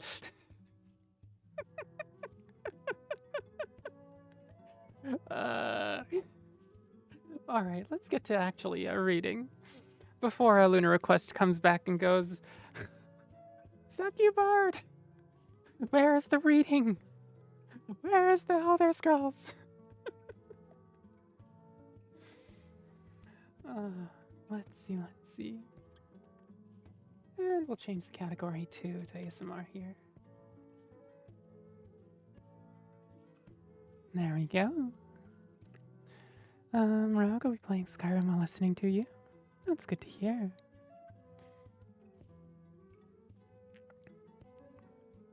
Do you have a mod list going, or are you going in completely vanilla? Maybe Tabby, if you could link me to them, that'd be appreciated. Yeah. Can you message me just as a reminder? This is streamer brain. So you know how that goes. Vilafar, I want to go out in short skirt and thigh highs. Short skirt and thigh highs are so nice. But like, so there's the blouse into skirt, like tucked into the skirt, and then thigh highs. There's also the like a little more ornate ruffle blouse, like I have, tucked into the skirt, and then a corset, like a maybe not a full corset, but a mini corset that goes from just below your breasts to like down to your just above your hip, and that way the skirt still has time to flare out with your hip fairly decently. And yeah, it works fairly well.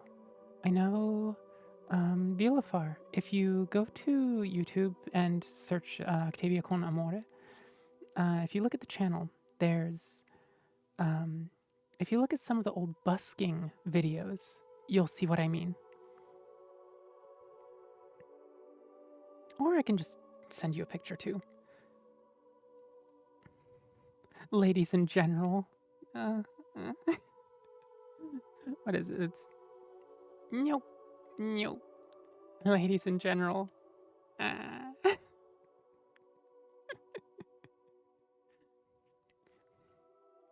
Oh. So many things I want to get for this setup. I need to get a new power supply, right? Which is like 60, 70. But at some point I need to get an old secondhand iPhone that can handle the tracking. Because the tracking here, I go like this, and the mouth pulls up a little bit now that I have Mouth X tracking enabled, right? But it's not supposed to do that. I'm not, webcam tracking. The joys. The joys.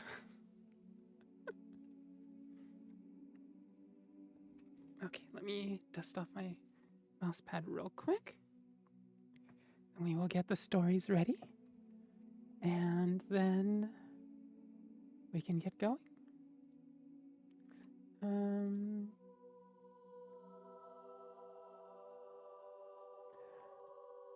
Perhaps we'll go...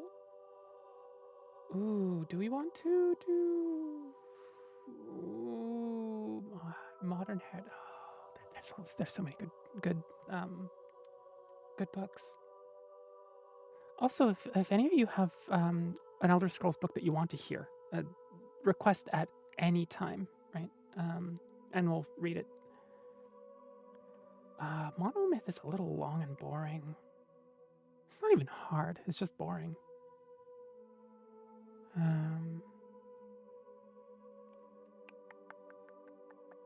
Maybe we'll read Thoron's journal tonight. Yes, miss? Aurora is now between me and the keyboard.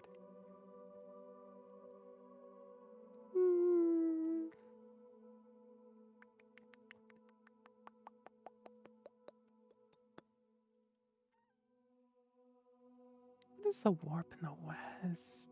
Warp in the west? Wait a minute. Dragon Break re-examined. Oh, interesting. Okay, so I'm probably going to read these back to back, right? There's the Dragon Break re-examined, which is a short academic explanation of the the warp in the west, the Dragon Break, that takes place after Daggerfall. But then the warp in the west, the book, is historical accounts from multiple Blades agents that give their first-hand accounts of their experiences of living through the Dragon Break while operating in that area. Which, while not giving, well, each one doesn't give large historical perspective, right? And they're not academic, they're Blades agents. They are fairly reliable when it comes to, they are accounts of their experience. They're not super speculative when it comes to the overall picture. They're not trying to make a grand unified theory of what happened. They're just saying, hey, here is my report as a Blades agent to the Blades, right? So it's actually a really cool book in that it kind of gets around the unreliable narrator thing by having narrators that concentrate more on what happened and not what do you think happened. Jinx, oh, I need to ask if you've read the Elder Scrolls novels. The what? There are novels? I would love to read those. I haven't yet. Have you read The Many-Headed Talos? I have not. Let me see. Many-Headed Talos.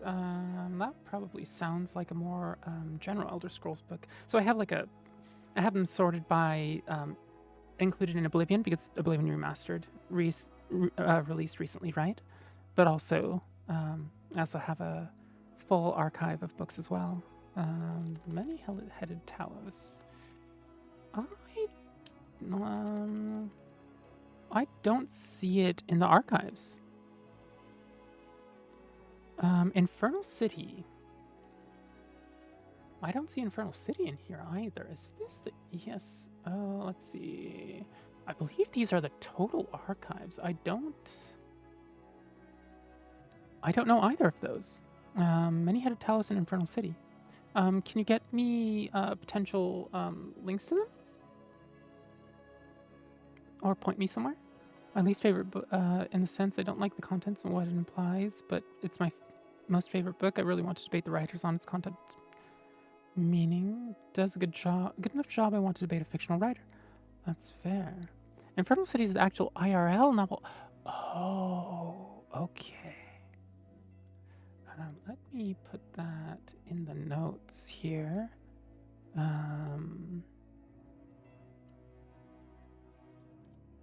Test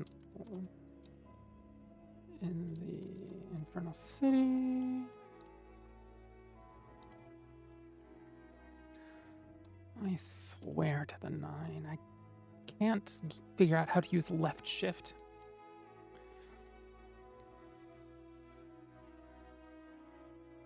My hands just can't do it. Alright. Let's see. Infernal City and Lord of Souls are the 2 Elder Scrolls novels. Alright, let me... There we go.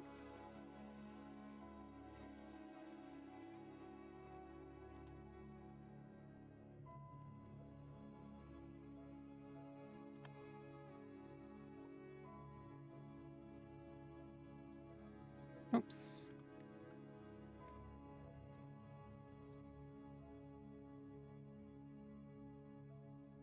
There we go. Thank you for that, Jinx, and thank you for that, Rogue. Oh, long hair? There we go. Slightly more balanced look. Thank you for the redeem, Jinx. Hair everywhere. Hair everywhere. The thing is, this is actually IRL accurate for hair length. My braided hair is long enough that I can sit on it. Just barely, but sit on it now. Posture check. Thank you, Fluffy. Oh, and hello, Fluffy. Remember to hydrate. Are you okay, bro? Uh-oh. I wonder if...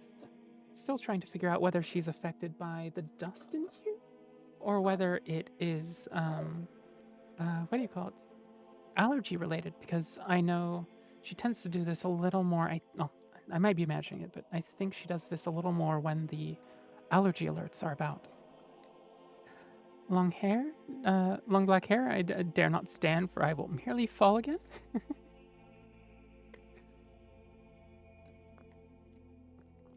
Yep, long black hair.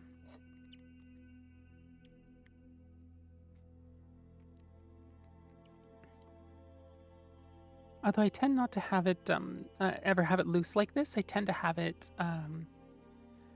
usually just in a lazy 2-strand braid. It's 3-strand, the kink near the neck ends up kind of weird, where you're like, at first you can braid it behind your head, but at some point in the length you have to bring it over your shoulder, and then it gets weird. And so you end up having an angled kink in the braid. I never figured out how to get past that. So at home, when it's just me, I just do a 2-strand braid, which is, it's a twist braid. So you take the 2 strands and twist them. You twist them the opposite direction that you braid them, right? So if you twist each strand clockwise, then you you take the strands and move them counterclockwise. So each strand spins clockwise and then gets braided counter, or the other way around. I think I tend to twist clock and then braid counter. Apocalypse. Would you consider reading a series of books? I absolutely would. Wolf Queen volumes and the 2920 Chronicles. 2920 is what? First or second age? Or first or second era? Jinx, I keep my hair up in a ponytail almost 24/7. That makes sense. That makes sense. I mean, it's decent look. The cool thing about long hair is that you can do so much with it. Like, you can literally just have it up in a ponytail and just leave it up there. And that can just be your look. You could braid it, you could French braid it, you could have buns like my model usually has, and the 2 buns down below. You can have it, you know, a singular bun at the nape of your neck. You could have a singular bun kind of in saber from sort of the secretary bun, right? And there's like fairly large and sort of neck covered, perhaps, or there's a braid around it, you know, and then there are like, God, so many others. There's so one of the, back in Japan when I used to play in amateur orchestra, it's play in an amateur orchestra, but also get like professional jobs through the amateur orchestra. It was actually really cool. But it was like a lot of old people, right? Because community amateur orchestra, a lot of them were really good, but old. But one of the grandmas that used to sit in front of me had white hair, but dyed, I think, pink at the very tips. And it was just like shoulder length hair, but she would have these short little pigtails that then would get looped through itself once. So each half that went into each pigtail twisted inward. And it was really cute. And you can do this with a ponytail too. If you want both halves going into a ponytail to twist inward, you just take your whole ponytail, split the hair above in half, and then just push the ponytail through once again, just to loop it. That's the lazy way to get the twist. Long hair is so nice. I would never judge for a kink in a braid. The blacksmith. I just can't get these darn kinks out of this metal. Harder.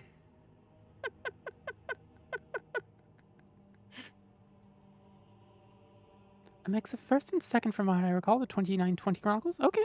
A lot of it details Raymond Cyrodiil III's life. Raymond Cyrodiil III. I don't have much memory of it. I think a lot of its contents take place right before the events of ESO. I could be wrong. Interesting. Did the 2920 books show up show up within Elder Scrolls Online? Is that why the timing is like that, or were they books within the mainline series before ESO, and ESO just happens to be in the right timing? I guess I shouldn't say life, more so the events during his rule. That's and Skyrim, interesting.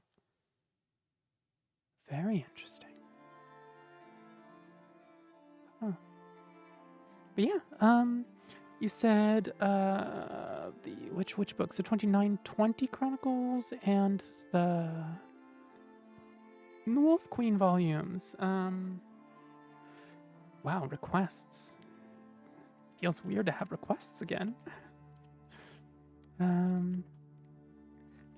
20 Chronicles and Wolf Queen? Yeah, Wolf Queen volumes. Yeah. I'll get that. Maybe we'll do one of those later tonight, or get partway through it. I'm a massive Elder Scrolls nerd. I love these books. Yeah, they're so good.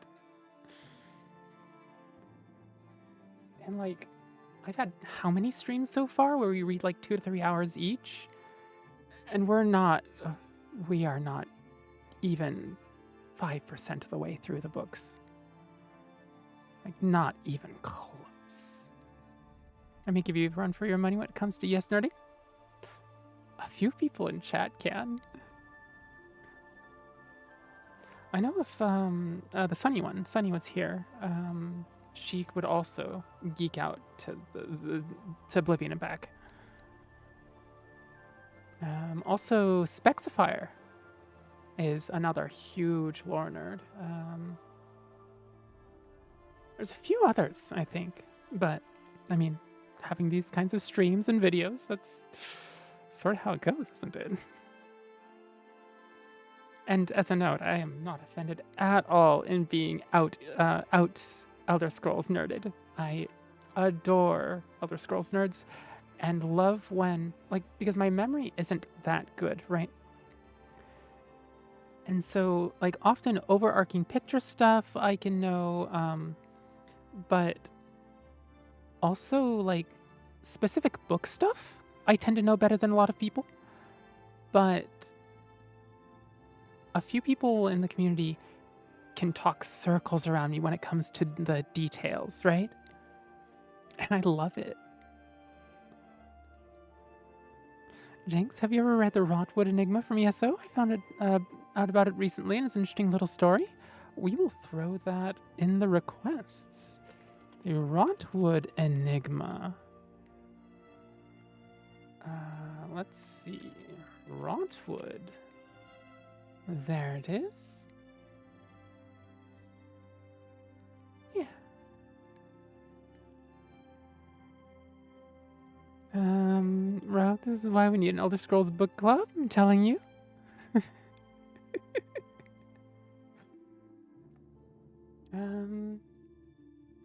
Wait, were you the one that suggested the Elder Scrolls book club in Rain's chat? Because I know somebody did. I don't remember who. And Rain was basically like, that's you know, that's Tabby's domain.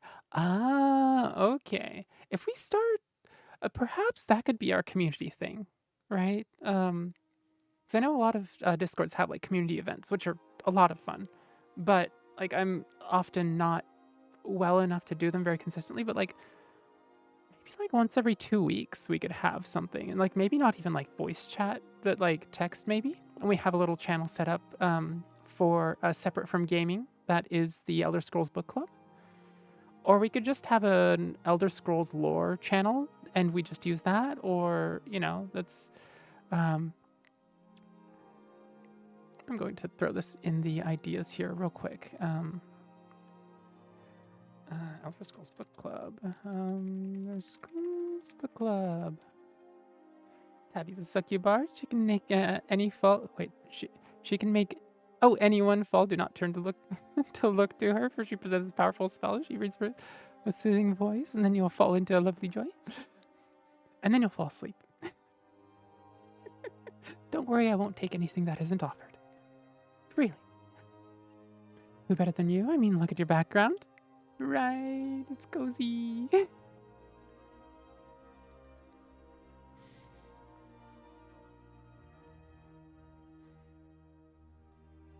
Honestly, I would love to have a room like this in real life.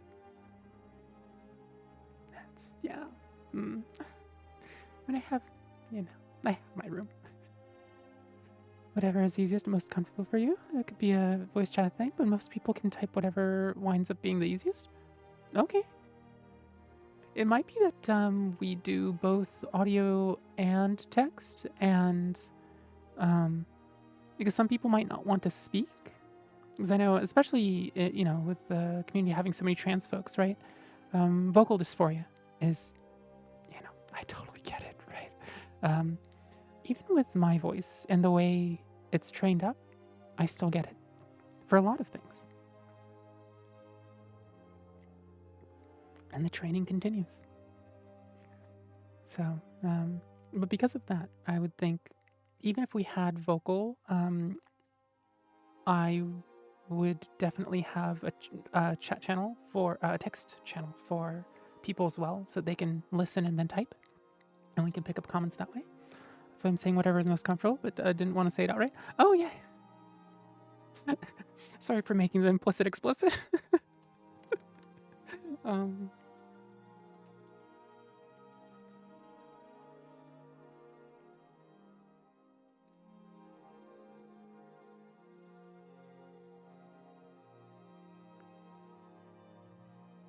Find your voice absolutely enchanting for what it's worth.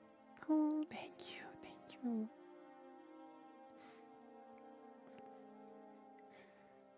It's one of the few enchantments I know.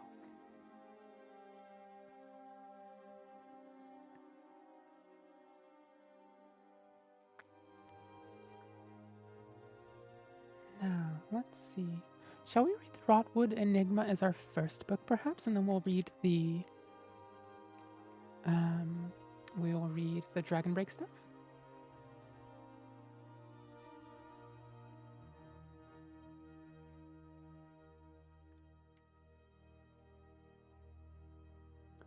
There we go, the Rotwood Enigma. I've used numerous of your videos to make me sleepy before bed. Oh, really glad. It's slowly trying to get that archive to be larger so people can listen to it without getting too bored. So many books, so little energy. So little energy. But also streams like this, hearing about people really liking it makes me want to do more. So at least the motivation is there. Now the body just has to acquiesce to my requests. So the Rotwood Enigma. Let's see, what book is this? We never knew where he came from. He showed up during our assault on the Rotwood Butchers, a nasty group that had taken to terrorizing travelers a couple days out of Evermore. We found their hideout, but were caught off guard when more were inside than we expected. There must have been an entrance we didn't see. They had us pinned, trapped in the filthy caves they'd claimed, when, out of nowhere, he came clanking down the hall, covered head to toe in shining plate, and cleaving bandits in half with every swing. The tide was turned. One after another, Rotwood scoundrels fell to his blade until none were left. I thanked him and asked his name, but he didn't respond. Confused, I tried introducing myself, telling him about our company and the work we'd been doing, taking on to clear out bandits and beasts all over northern Bonkorai. Nothing. Frustrated and a little disturbed, we left the cave and headed back to camp. He followed, I told him he wasn't welcome if he was going to keep up the silent treatment and hide his face from us, but it didn't help. Everyone was on edge, uneasy. We didn't see any signs of aggression, and I don't think anyone wanted to raise a sword to challenge him after the carnage with the Rotwoods earlier. It just went on like that. They never talked at all. He took his food alone, off away from the camp, and never seemed to sleep. He just propped himself up against a tree or a rock at night, never once taking off a piece of that armor. None of us had seen the like of it before, all smooth, rounded pieces with strangely feathery engravings. It was beautiful. Silver with dark swirls covering him entirely. We were uncomfortable at first, and who wouldn't be? But he never hurt anyone aside from the bandits we rooted out. And by Stentok did he ever hurt them. We warmed to his presence, and probably because he saved our skin over and over. He was the blow that ended Swamp Heart the Fetid, a filthy hag that had been abducting innocents. She'd cast some horrible magic that slowed us all down. All but him. He was the one who saved Ryle's leaves from being tossed over a cliff by the boar Bloodgut, who'd assailed several farmers and their livestock. He even saved my own life more than once.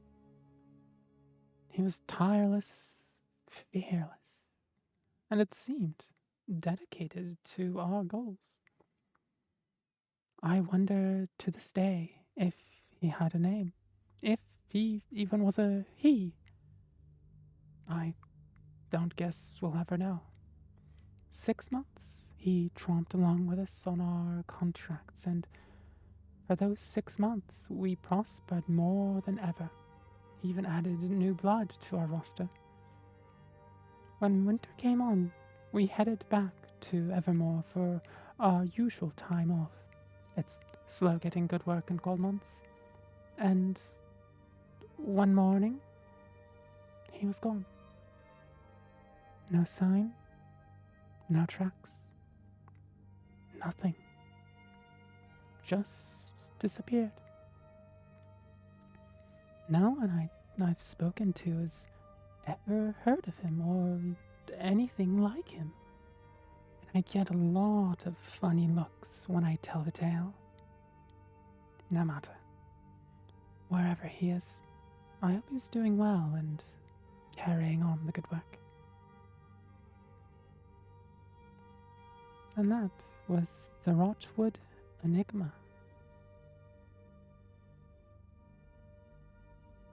That's a cute little story.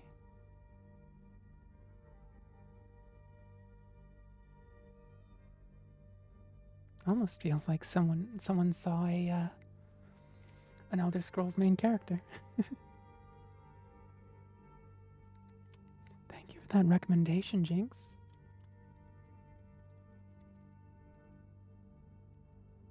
I love mysterious warriors. They are an interesting archetype, aren't they?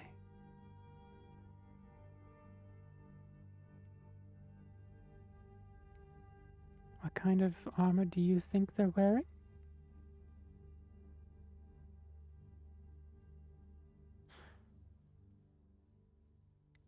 There was a modded Skyrim armor that I used at some point. It was a spellbound armor, maybe? Spellblade armor, something like that. Or maybe it was like witch hunter armor. But it was a fairly standard suit of armor, but with a hood and runes carved, etched along the outer rim of the hood, and then along various lines of the armor. And that was interesting. trying to look back. Rogue. Oh, you just recently uninstalled your you uninstalled your recent mod list, wrote a whole story about that character? Huh. Vanilla for now, I just have like 10 achievements I never did and it's bothering me. I don't know why. It's an interesting playthrough. I don't know if I've ever worried about the achievements before. What sort of achievements do you have left? Jinx, the main theory I've heard is that it's a player character they met. Probably, yeah. Do we leave footprints? Do we only leave footprints if it's modded?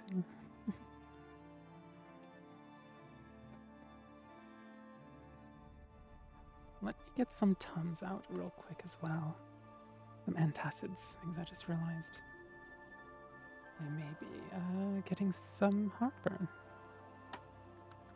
One of the things about drinking acidic tea is that you do end up having to neutralize a little bit.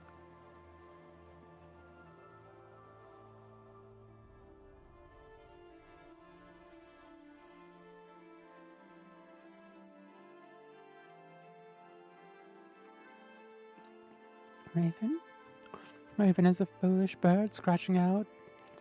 His broken beak is flying.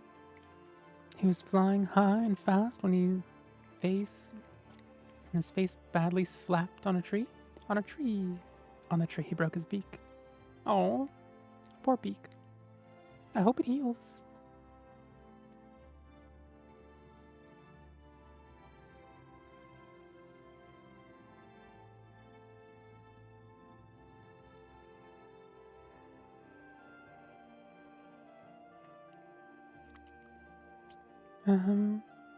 Rogue, based on the description, it sounded like it was a strange ebony elven mix. It said feather engraving, which sound elven. I mean, ebony is mostly in Morrowind, right? Being the, what is it theorized to be the blood of Lorcan?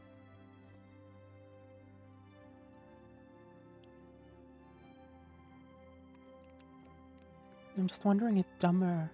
Well, no, the Dummer don't make ornate metal armor fit for engraving, do they?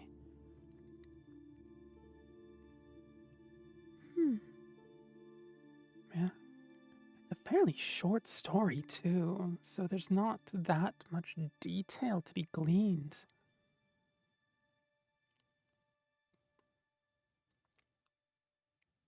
I mean, potentially a specter of some sort? Unaffected by the hag's slow. I mean, either there's powerful anti-magic enchantments on it, which... So, Bretons have quite a bit of innate magic resistance, right? Due to their heritage. For those who don't know, the way the Bretons of High Rock came about is the... Oh, which group of Mer was it? Anyway, the elves over there took human concubines, and when the concubines had children because of being a concubine,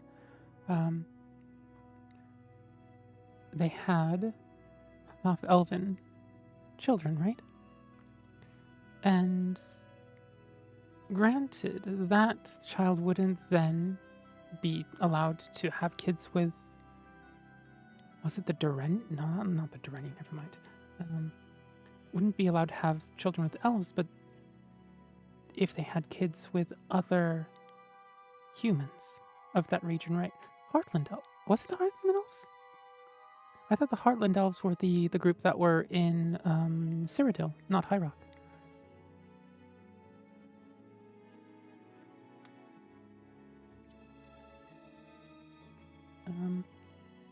But eventually is these... and so they were the half-elves, or those of more elven heritage, were actually allowed to sort of be these community leaders among the humans, and for the elves, almost a point of contact between the elves and the humans that they effectively ruled over, right?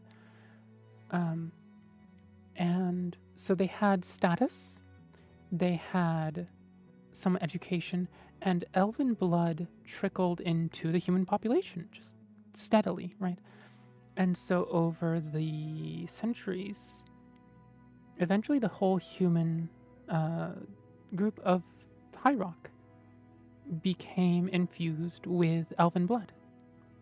And so I think at the very least in Morrowind, Oblivion, Skyrim, I don't know about any of the other games. I've not played Arena or Daggerfall or ESO or any of the other spin-offs. Bretons have magic resistance, just innate magic resistance, which is fairly rare for a race, or maybe unique in a race. And I think it's 50% magic resist, which is bonkers. There are very few other effects that would give you 50% resist, right? So yeah. And also I forgot what, whose account it was, but they were over in Breton lands as a visitor of some sort, right? And they ended up kids would run around just sort of playing with magic, just joking around with magic as kids would do with just toys, right? And of course, to this person, maybe they were a dignitary or something, that was scary, right? Magic is dangerous. You have to be really regimented and learn and make sure that safety is safety. More stuff not being knocked over Aurora. Finishing what Balb started. And so but yeah, there's this account. And so Bretons are they grow up with magic. They're used to magic. They're very similar, I suppose, in that sense to Altmer, the High Elves, while also having that innate 50% magic resist, which is not something that any other race has.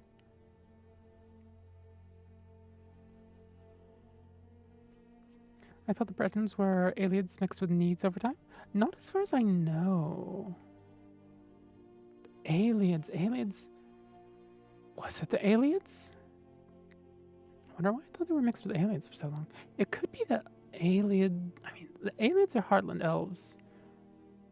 I don't remember whether their domain reached that far or not.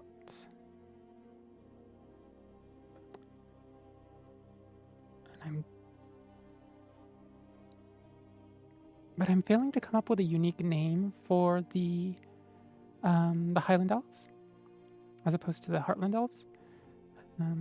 So yeah. So the Bretons are half Elven. Not half Elven, part Elven.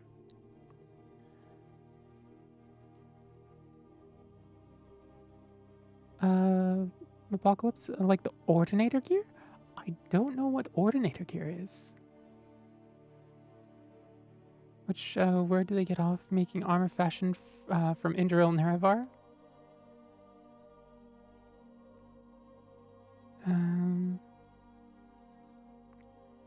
I wonder why I thought they were mixed with aliens for so long.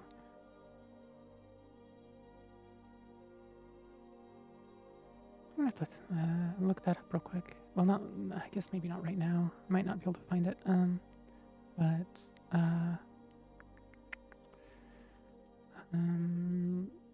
Ordinator gear is armor that's made in the visage of Nerevar?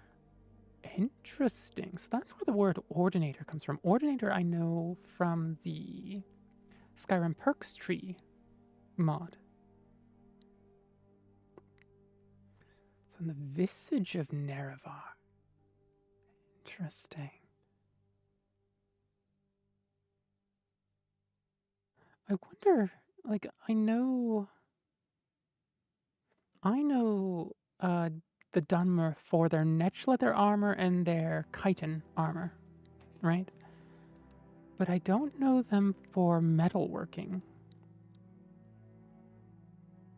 Is the armor of Nerevar Netch or chitin, or is it of metal make?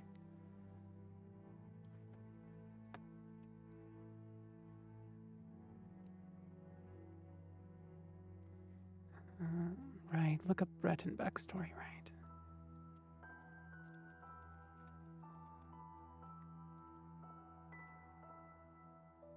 Generally they don't. It was post-tribunal and they made it out of metal for their special god. Interesting. Hmm.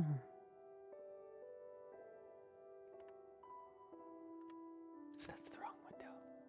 Oh, let me do ads again real quick. I won't start any books in that amount of time. So see you in 3. We'll just keep on chatting in the meantime. Stretch. Oh.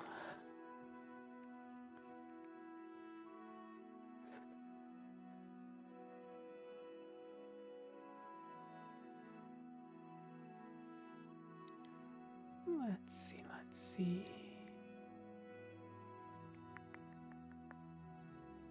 There it is.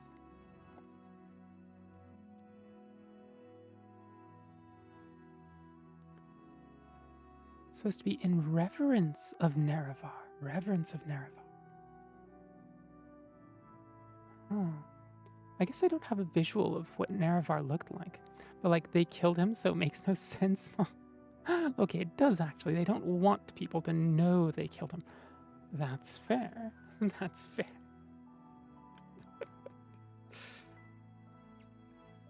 Slight difference there, I suppose.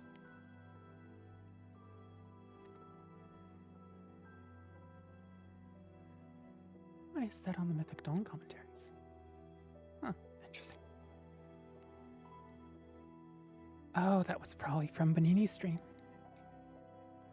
Nerevar was a Chimer, so he had golden skin and a big mohawk if the armor is accurate.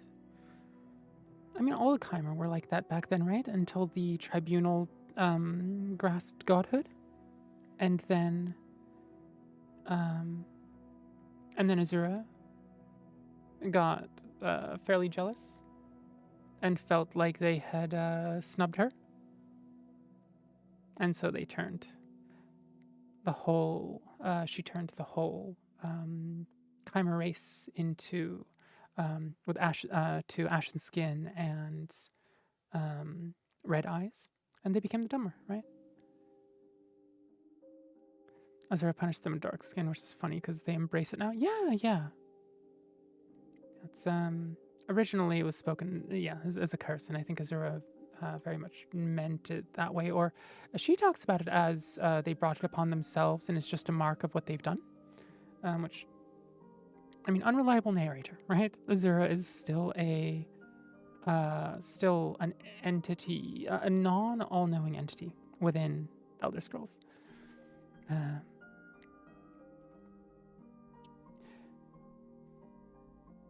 It is a cool look, though. Raven, I'm writing a funny tune about you two lady. I'll share later on Discord. Okay. Gamer Girl Azura is the only Azura for me. Is that the comic I'm thinking of?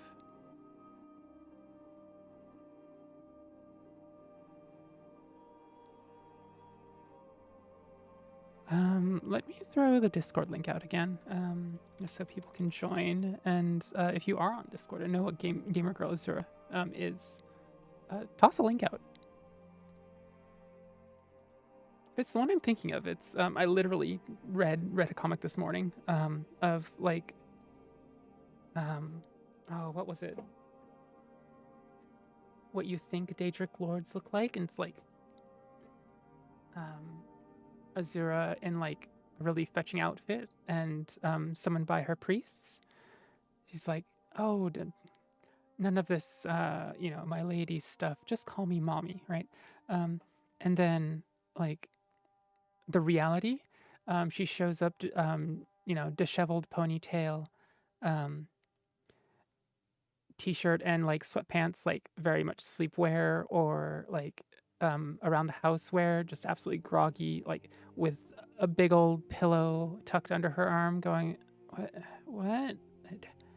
I'm going back to sleep." Yes, ma'am. I'll post a video of it instead. My personal fave, anywho. Ooh, the dubs for those sorts of comics are always so nice. They're so fun.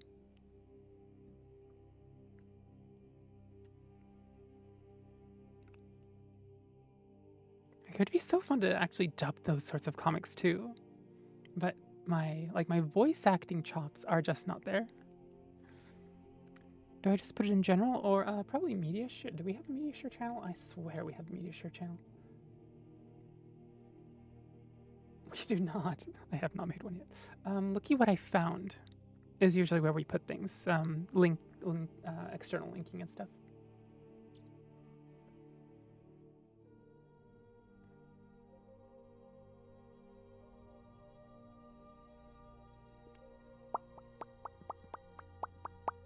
Calling a woman mommy must have been a highly reserved honor indeed.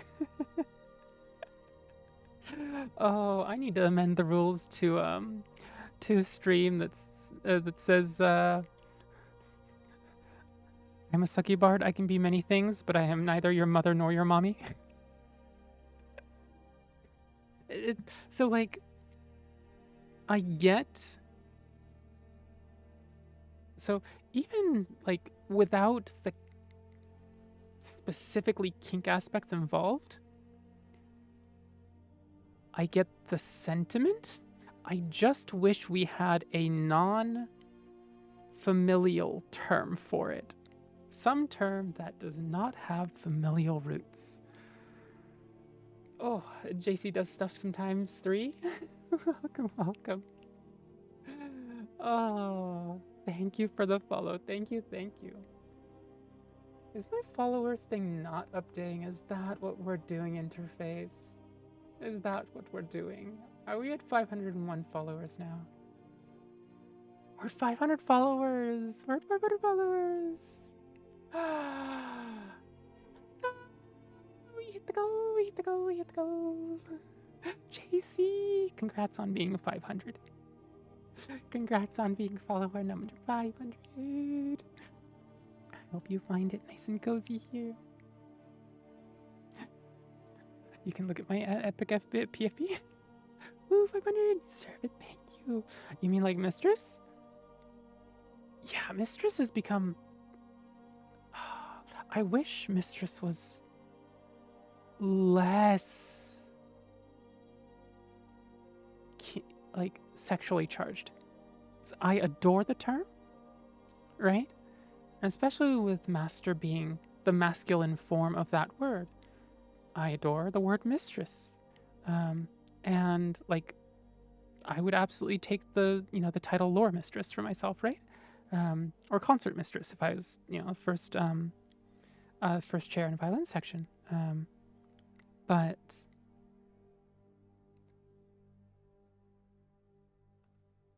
it feels just a little too sexually charged. Well, headmistress is still used in schools and stuff. That's true. That's true. That's one of the few places where it feels like it's just normalized. Also in Freeren, if you've seen Soul in Freeren, Fern calls Freeren Mistress Freeren, right? And she doesn't mean a single drop of kink by it. It's just, master and mistresses. I like calling you my lady. That works. That works. I think for most people, my lady is too tinged with they might feel it's too cringe. Which for you get a pass. Not quite sure why, but you get a pass. But for most people, I don't think. I never asked. No. If I objected, I would have said something by now. I mean, you've known me for how many months? Possibly a year? Longer than a year, haven't you? But I think for most people, my lady is tinged too much with teenage cringe, I think. Chunibyo is perhaps the Japanese word for it, which is the in English it would be like 8th grade syndrome, second year of junior high, wanting to look cool, sound cool, that sort of thing. I don't really have names for peeps like that, or titles for peeps like that. Honorifics, titles, honorifics. One of the two. Occasional cutie or something. That works.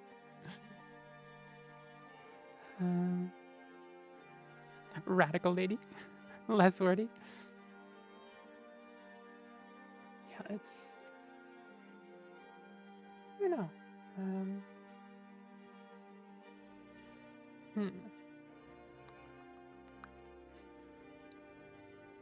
So something that means the same thing as mommy, but just without the the roots from mother. Like, I mean, it means a person who is like generally an older seeming feminine person that is like warm and nurturing, and you know, that sort of impression, right? Which perfect. I adore it. Right? Absolutely goals.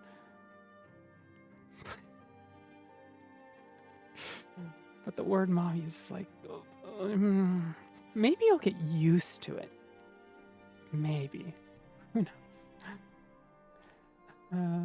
The Apocalypse. If you see Rain's Fediverse thingy, she goes by Rain the Radical Dame, because I call her that. That's a good name. That's a good name and title.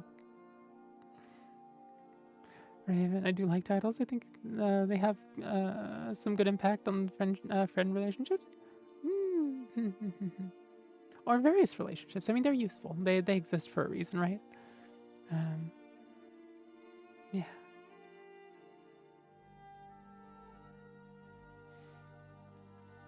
I mean, if like somebody was asking like a question, right? Miss would totally be acceptable. I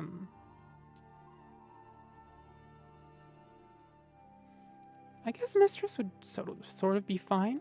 I suppose we could. The more it's used, the less sexually charged it'll get. Maybe, hopefully, I don't know. Rain is the lady's sister. Let me start reading again. I just realized I'll just chat until the crows come home. Which is about 6 a.m. my time. So yeah. But here's the Dragon Break re-examined. And do keep in mind, especially with this book, that this is a mortal that is trying to piece together a thing and has latched onto a narrative that they think is correct and is trying to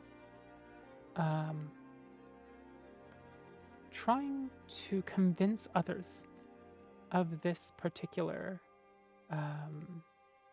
hypothesis. Oh, speaking of Fetty, I need to boost my post.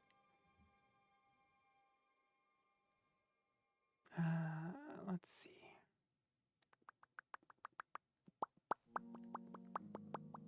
Guess on Blue Sky too. There we go.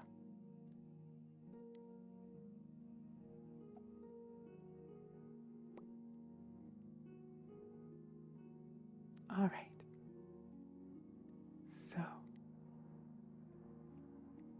Oh, did you look at the video? Is that going to be after stream?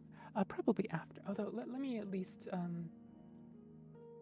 check it to see if it's the one I'm thinking of. Yeah, I think that's the one I'm thinking of. Azura and her shrine be like. Gamer Girl Azura. So is it one artist that makes Gamer Girl Azura? Or is it a collective fanfic OC, effectively? Is it an OC or is it a derivative? Is it just like a fanfic of the original characters, or I guess is what it would be? I don't know. I think it started out as one artist. There's like one main artist that does a series, but also other people latched onto it. That makes sense. All right. But it's become a fan-wide thing. Yeah, it's good. So, the one main artist was a lewd artist.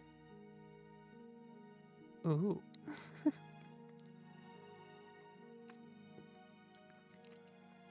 Some of the work I have seen has been interesting. Well, I am a little sad that we don't have a Not Safe for Work channel. Mostly because I just don't want to deal with moderating Not Safe for Work stuff. It gets... I don't have that many mods, so that's... and I don't have that much energy to work with. No horniness shall be allowed in this court. Well, horniness is okay. Just not explicit stuff. Right, there's that line between lewd and explicit. Just don't cross over that one. Otherwise, this chat can be really as horny as it wants, as long as you aren't sexualizing another chatter. Like, you can sexualize yourself. Sexualizing me is like, if I'm uncomfortable with it, I will tell you. But just like no sexualizing other chatters, I think, is the line that I tend to draw.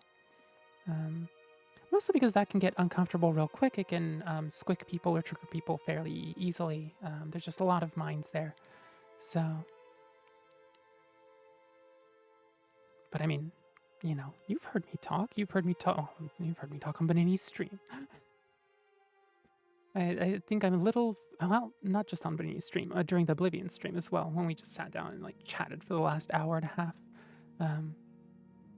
When I'm with other people, I'm fairly open about things. I mean, I'm fairly open to begin with, but I don't meander onto horny topics that much. So that may be why. But also, like, horny all the time is also boring, right? And then horniness, like, getting the horniness level right and reading the room correctly is also, it's challenging. It's a fun challenge, but it's challenging. I like occasional haha sex funny. Yes. Yes. I have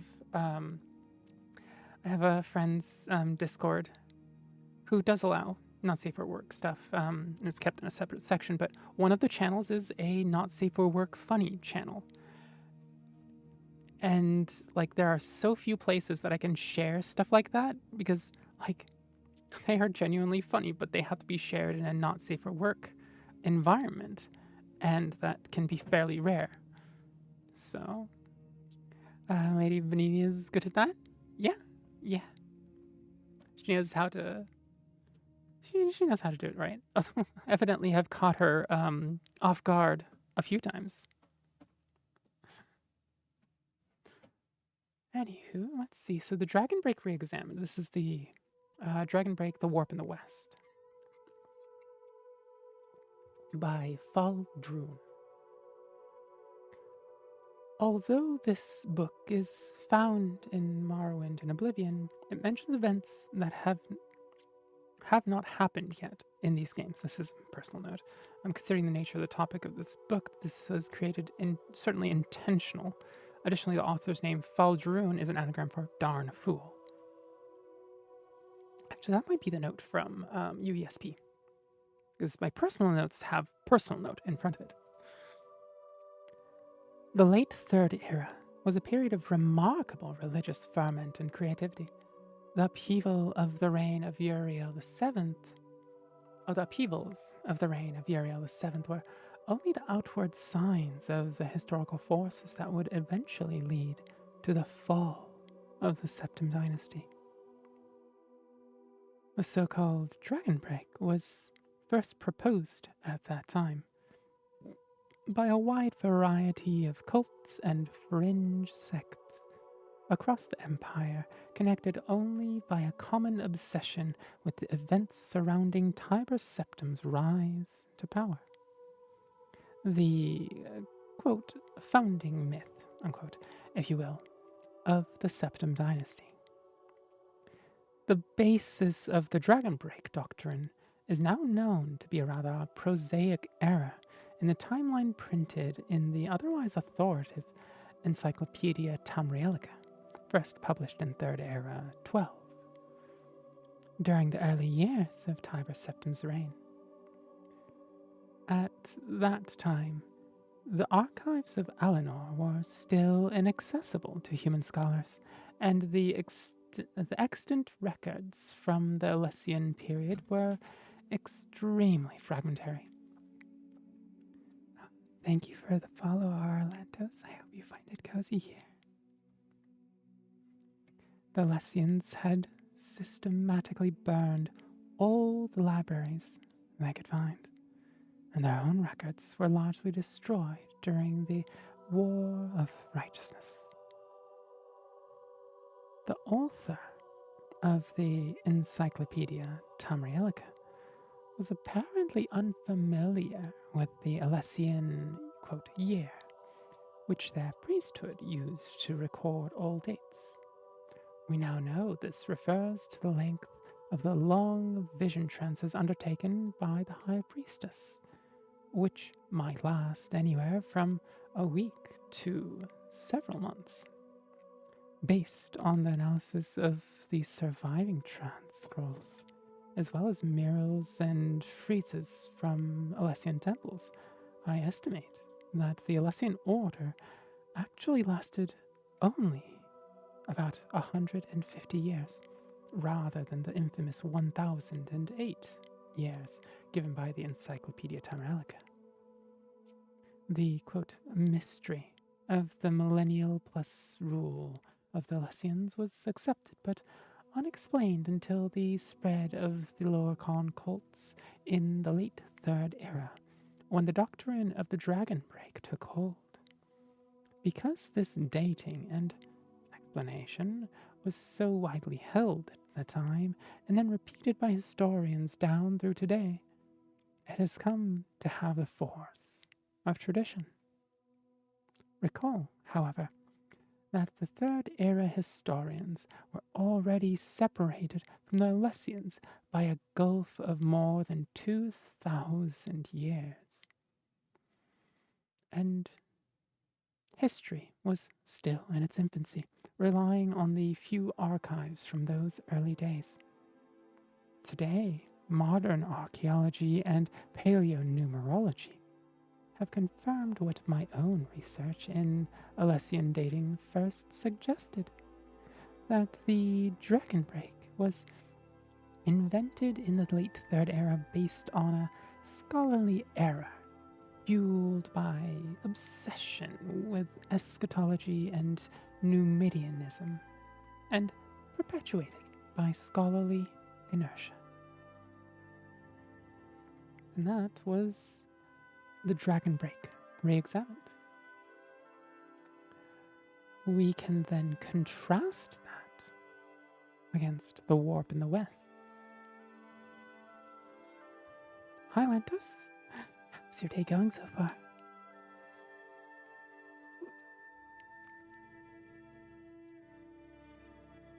Rogue, pros and cons of getting married.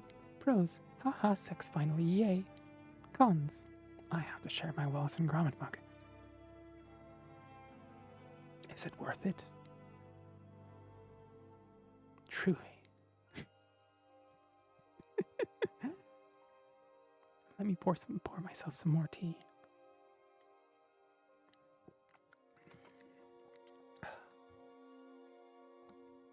The answer, no. I'm getting ready to sleep soon. ASMR helps. I'm glad to hear it. This is a little bit non-traditional ASMR.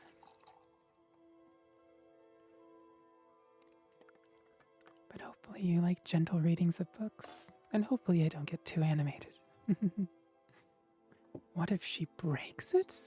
Oh no. That's a terrible possibility.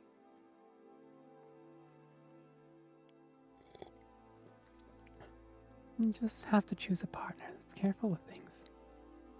Granted, it happens anyway, but...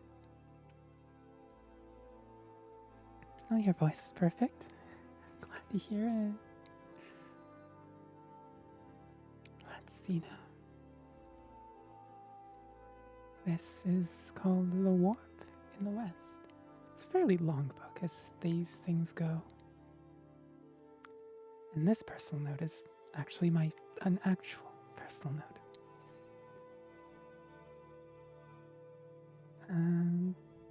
Bro, you could be screaming into my ears and I'd still feel my soul exit my body in pure euphoria. Oh dear, oh dear. So very rarely scream at people, or yell at people even. Raise my voice in a stern tone every once in a while. Arara. Or the more Lux Klein version of Ara, Arara, Arara.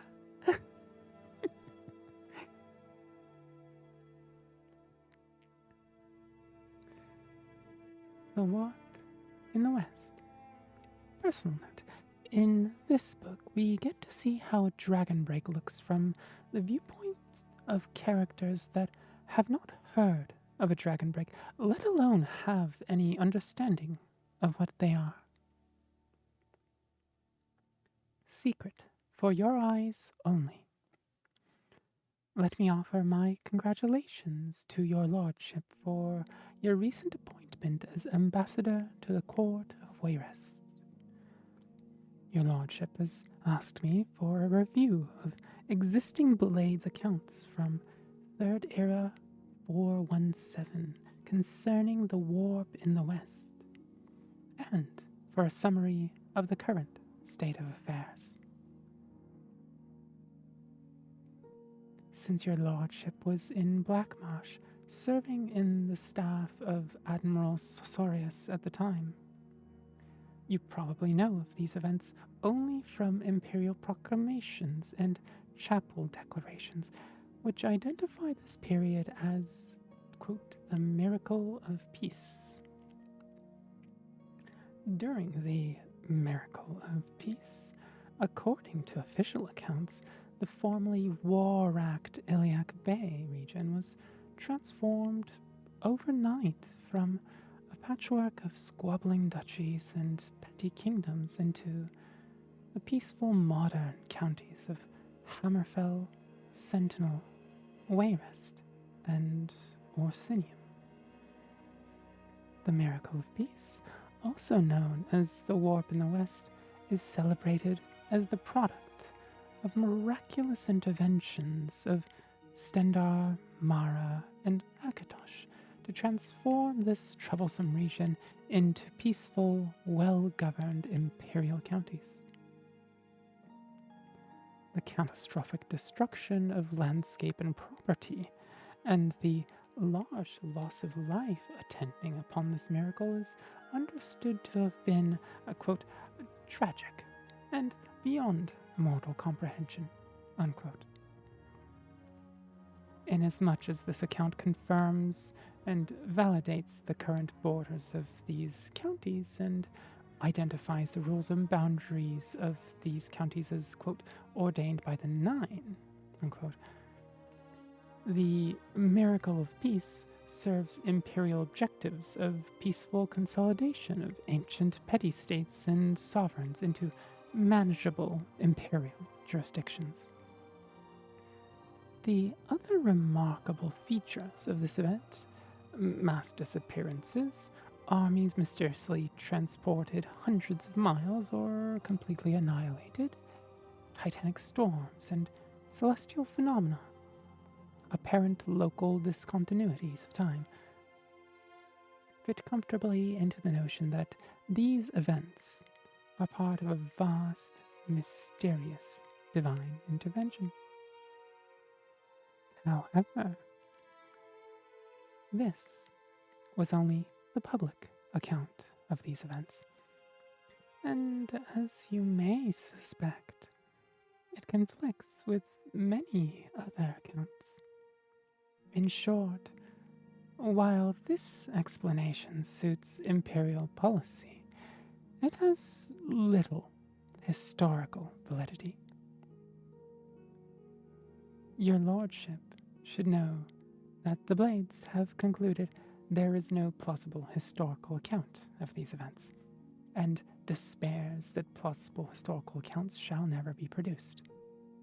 The Blades have concluded that a, quote, miracle, unquote, occurred, insofar as the events are inexplicable, but the Blades strongly doubt the miracle was of divine origin.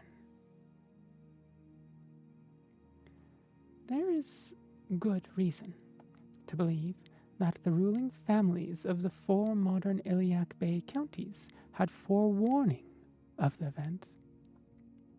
There is also some evidence that some of these ruling families may have been directly or indirectly responsible for the event. We do not know the exact sequence of actions that produced the event, although we are confident that the, quote, totem, unquote, artifact was involved, and that a Blades agent was involved in employing that artifact. We unfortunately lost contact with that agent immediately after the event. His reports might have gone some way to resolving the contradictory and paradoxical accounts of the event. The Blades have on file few reports from agents dating from the warp in the West period. Most of our agents were lost in the initial dislocations, and others were lost in the confusion after the event. I present a few of these reports to give you a general sense of their limitations, including the report of your diplomatic predecessor, Lord Straw. You will have had access to other private and rumored accounts of the period. I believe you will agree that these documents raise more questions than they answer.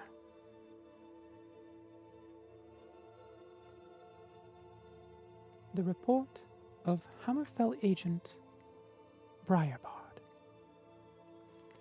I was on assignment in the Alakir Desert, a few miles south of Bergama, on the 9th of Frostfall. I was encamped as it was still early morning when I felt the ground shake so violently I was thrown to the ground. Dazed, I was aware of a great roar of a sandstorm, which alarmed me, as I had been on a high dune and had seen nothing like that on the horizon. It was on me before I was even on my knees, burying me and my camp. When I crawled my way out of the sand, I realized that I must make haste and get to Bergama as soon as possible, as all my food and water had been swept away. The sun was just rising as I began. Like I said, when I reached Bergama, it was nightfall. The town was in chaos, filled with soldiers of Sentinel. The lord of Bergama's fortress was in ruins. There had been an attack, but no one had seen it, only the invasion that followed it. The stories of Queen Akarithi of Sentinel the soldiers of Queen Akarithi of Sentinel refused to be interviewed about how they had accomplished this sneak attack. But I came to learn that the whole of northern Hammerfell now belonged to them. Hi, Starwind. Streaming for quite a while today? Yeah. I guess we're up to 3 now. We'll probably call it after this story. And I don't think I said hi to you when you said hi before, so hello and hello for earlier. Good to see you.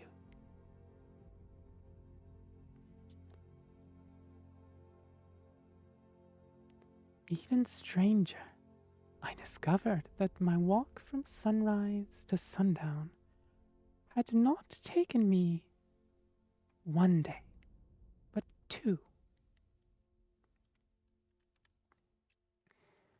It was now the 11th day of the month, not the 10th.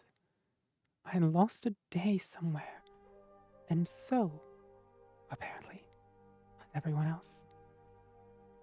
Except Akarithi's soldiers, who somehow were aware of the correct date. I since have concluded that they had received advanced warning, and so were better prepared to deal with the strange confusion of time and dates associated with the warp.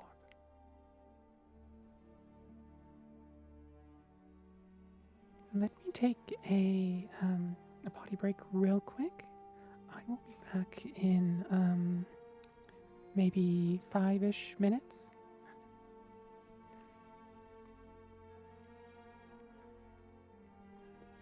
Oh, I need to refill on water too. I will be back as soon as I can.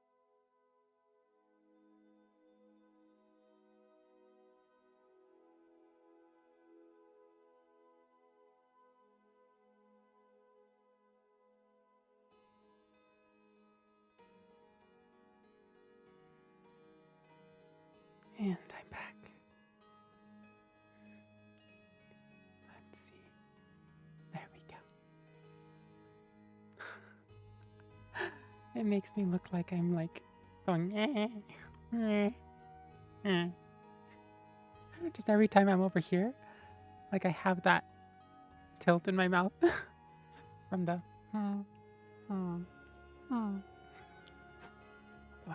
it is exciting to have the mouth, the sideways mouth movement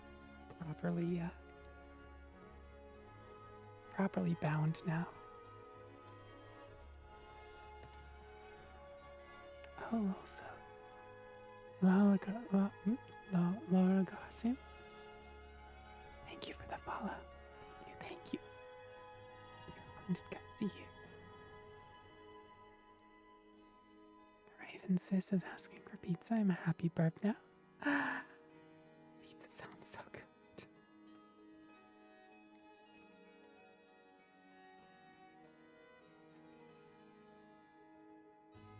Let me do one thing quick.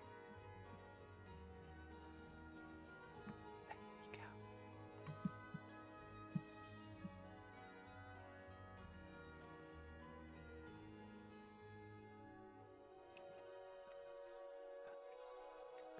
So we had one report. Now we have second report.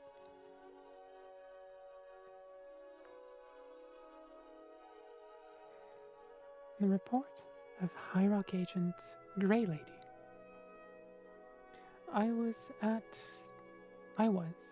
the time of the warp, undercover as a witch in the Skeffington Coven of Phrygius in central High Rock. In order to give my report, I had volunteered for an expedition to gather supplies, which would allow me the freedom to reach my contact in Camlorn. I was traveling northeast along the foothills of the Rothgarian Mountains on the 9th of Frostfall when I felt a great heat behind me, like a fire. I turned, but I regret to say I cannot tell you what I saw. The healers tell me my eyes had burned out of my sockets. I think I must have fallen into a state of semi-consciousness, for I distinctly remember falling as the ground seemed to give way beneath me. There were a series of explosions in the distance. To the south, I heard high whistling noises that were getting louder, coming closer. I had my shield with me and fortunately anticipated that volleys of some sort were falling from the sky. Though I could not see them, I could hear them coming from a distance away and was able to use my shield to block them from striking me. The assault stopped suddenly, and I could smell smoke. I later learned that most of the forest of Icalon and Phrygius had caught fire in an inferno that started further south in Dania and the Ilesan Hills. Fortunately, I kept my bearings and moved north, finally reaching a temple in the wilderness where my wounds were healed as well as they could be. It was there I learned that there had been a three-way clash between Daggerfall, Wayrest, and Orsinium not far from where I had been, and that the land midway between their kingdoms had been decimated.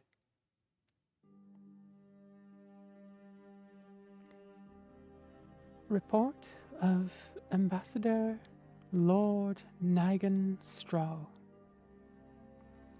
His Imperial Majesty has sent me on a delicate errand, the details of which I cannot convey in this unsecure report, but my official capacity was to be the Emperor's ambassador to the court of Wayrest. From there, I was to meet an old friend, Lady Brisciana, who was already in the vicinity. Foregoing any attempt at stealth, I was on an imperial barge sailing westward on the Bjolse, the morning of the 9th of Frostfall. I remember it was a chilly day, but the sky was very blue. We had just passed the delightful riverside village of Candlemas when the captain sounded the alarm. There, in front of us, was a colossal wall of water 30 feet high. It smashed our barge to splinters before any of us had a chance to react. I woke up on the shore, having been rescued by one of my servants who had miraculously not lost consciousness. He and I and one other man were the only survivors. I thought at first that it was suspiciously similar to what happened to another agent of ours in High Rock, but a short time before, where a freak storm had shipwrecked him in the Iliac Bay near Privateer's Hold. Furious and determined to see if similar forces were at work, I began a quick march to Wayrest. The march, however, was not so terribly quick.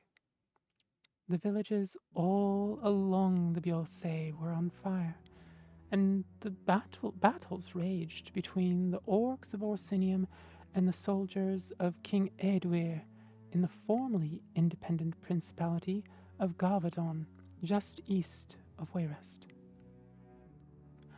I am an accomplished mage, and quite able to defend myself, but it took the better part of a week to make those few miles to Wayrest. Eadwyr of Wayrest and his queen, Berenziah, were celebrating their great victory when I arrived. By then, I had gathered the barest facts of the matter, that simultaneously there were 7 great battles in the Iliac Bay, and no one could describe them at all, only their blood-soaked aftermath. To summarize, on the 9th of Frostfall, there had been 44 independent kingdoms, counties, baronies, and dukedoms surrounding the Iliac Bay, if one includes the unconquered territories of the Rothgarian Mountains, the Dragontail Mountains, the High Rock Seacoast, the Isle of Balfiera, and the Alakir Desert. On the 11th, there were but 4. Daggerfall, Sentinel, Wayrest, and Orsinium. And all the points where they met lay in ruins as the armies continued to do battle. I was determined to find the truth from the king, even if I had to be a most undiplomatic diplomat to do it. Eadwyr, though a generally jovial sort, had blustered, saying he did not want to give out military secrets. The queen, ever calm with those unreadable red eyes of hers, told me, "We do not know." I think it is safe to assume that Berenziah did not tell me everything, but the facts of her story, which I later verified after pointed interviews in Daggerfall, Sentinel, and Orsinium, was that they had learned that a certain powerful, ancient weapon was going to be activated. I shan't give the name of it here. Out of fear that it would be used against Wayrest, the king attempted to buy it from the young adventurer who had discovered its whereabouts. Eadwyr believed, as it turns out quite rightly, that other powers in the bay had also attempted to win ownership of this device.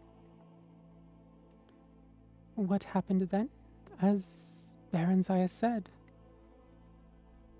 we do not know. The morning of the 9th and the morning of the 11th somehow merged through some sort of warp in the west, and Wayrest found themselves at war. Their land had expanded threefold, but they were under attack by Daggerfall to the west, Orsinium to the east, and Sentinel to the south. There had been no time to understand what had happened, the king said. They had simply reacted, sending their armies to defend their lands against these enemies whose kingdoms had also gained great territorial advantage.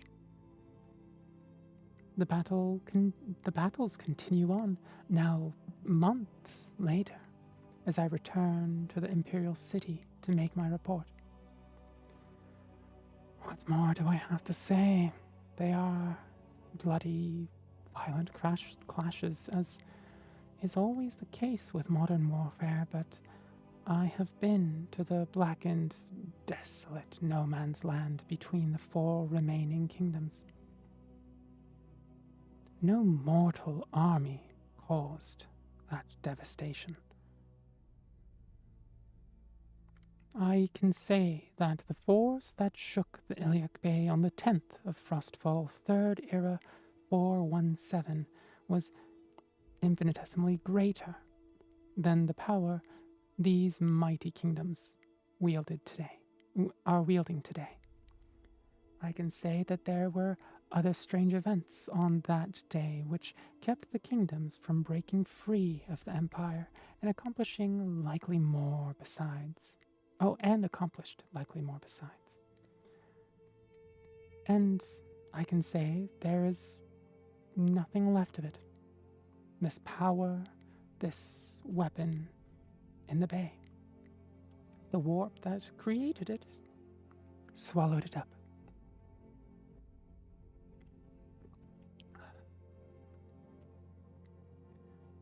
Current political affairs in the Iliac Bay.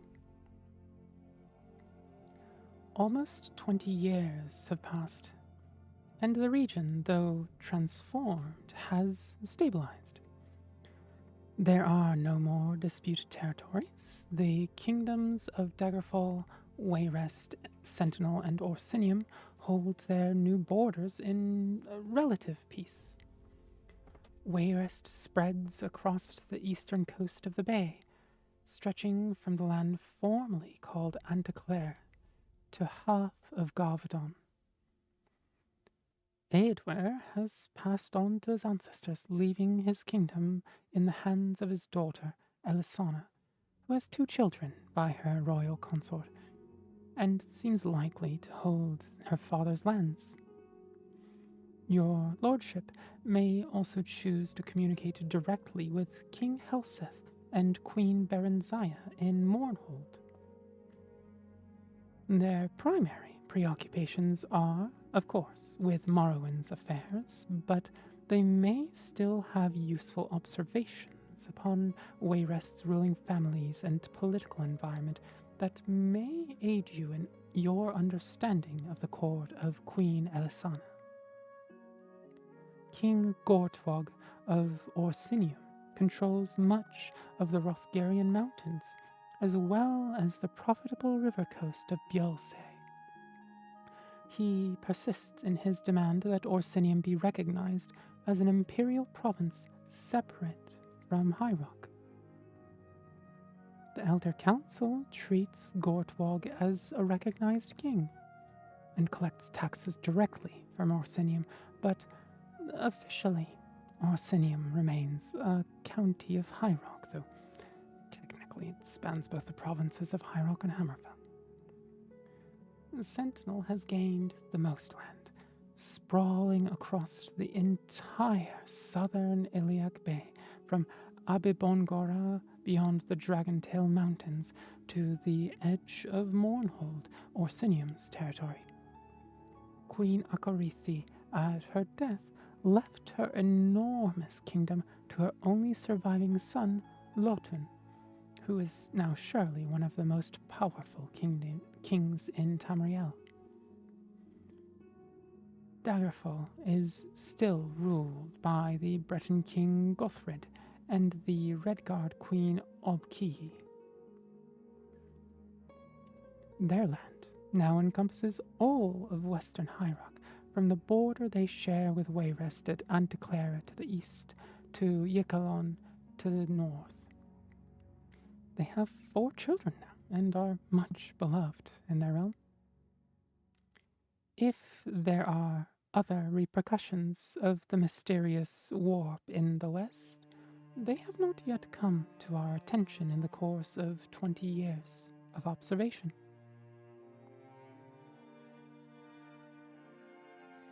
And that was the warp in the west. As you can see, much better account of the warp in the west compared to the previous book that we read, which was the Dragon Break re-examined. And this is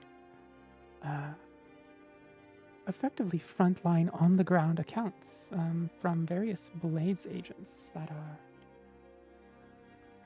again, very used to giving factual accounts that are useful to the organization. So it really lends to understanding a situation, not just speculating about a situation. Now, I think I'm going to call it a stream. My antidepressants are making me terribly drowsy again. Between some of those paragraphs, I was nodding off, or at least closing my eyes, which is dangerous, dangerous territory.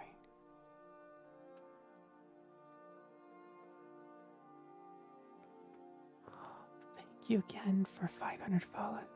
This is quite a goal to achieve. I think we started around 200 just half a year ago. And that was with violin, right? And having completely changed to reading and still being able to slowly grow the channel and the community. It feels really nice, and it's wonderful to have all of your support.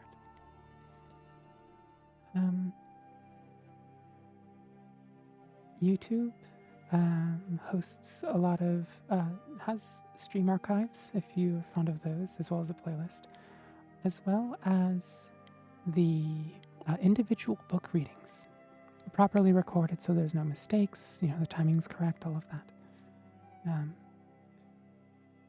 And that's under Succubard's library. If you'd like to support me over on Patreon or Ko-fi, those members get access to audio-only files for those days or places where you don't want to have a video running, right? And MP3 and FLAC are both available. They're available on voice and, voice plus music or voice only. So, yeah, and it helps a ton as monthly members just make my life much more stable, much more predictable, much less stressful. Always thankful for the members there. And thank you to my mods who are here somewhere. Let's see. Let us see about actually finding somebody to raid who is actually streaming this time of day. I wonder. Oh. I think Spexifier. So he's currently playing Oblivion Remastered. I think that's where we'll go.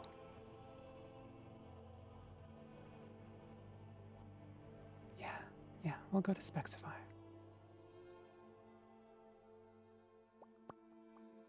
Where is the raid button? There's the raid button.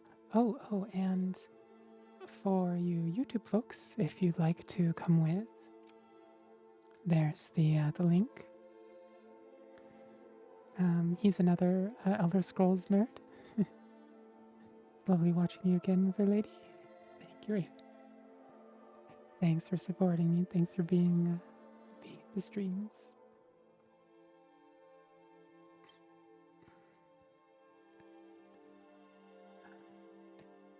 Let's see. Following. Where are you, Specs? There you are.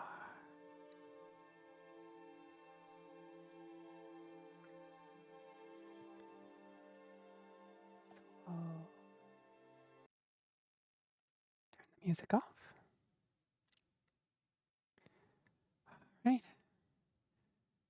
Ta-ta for now, everyone. Thanks for showing up. And hopefully the antidepressants will make streams a little more,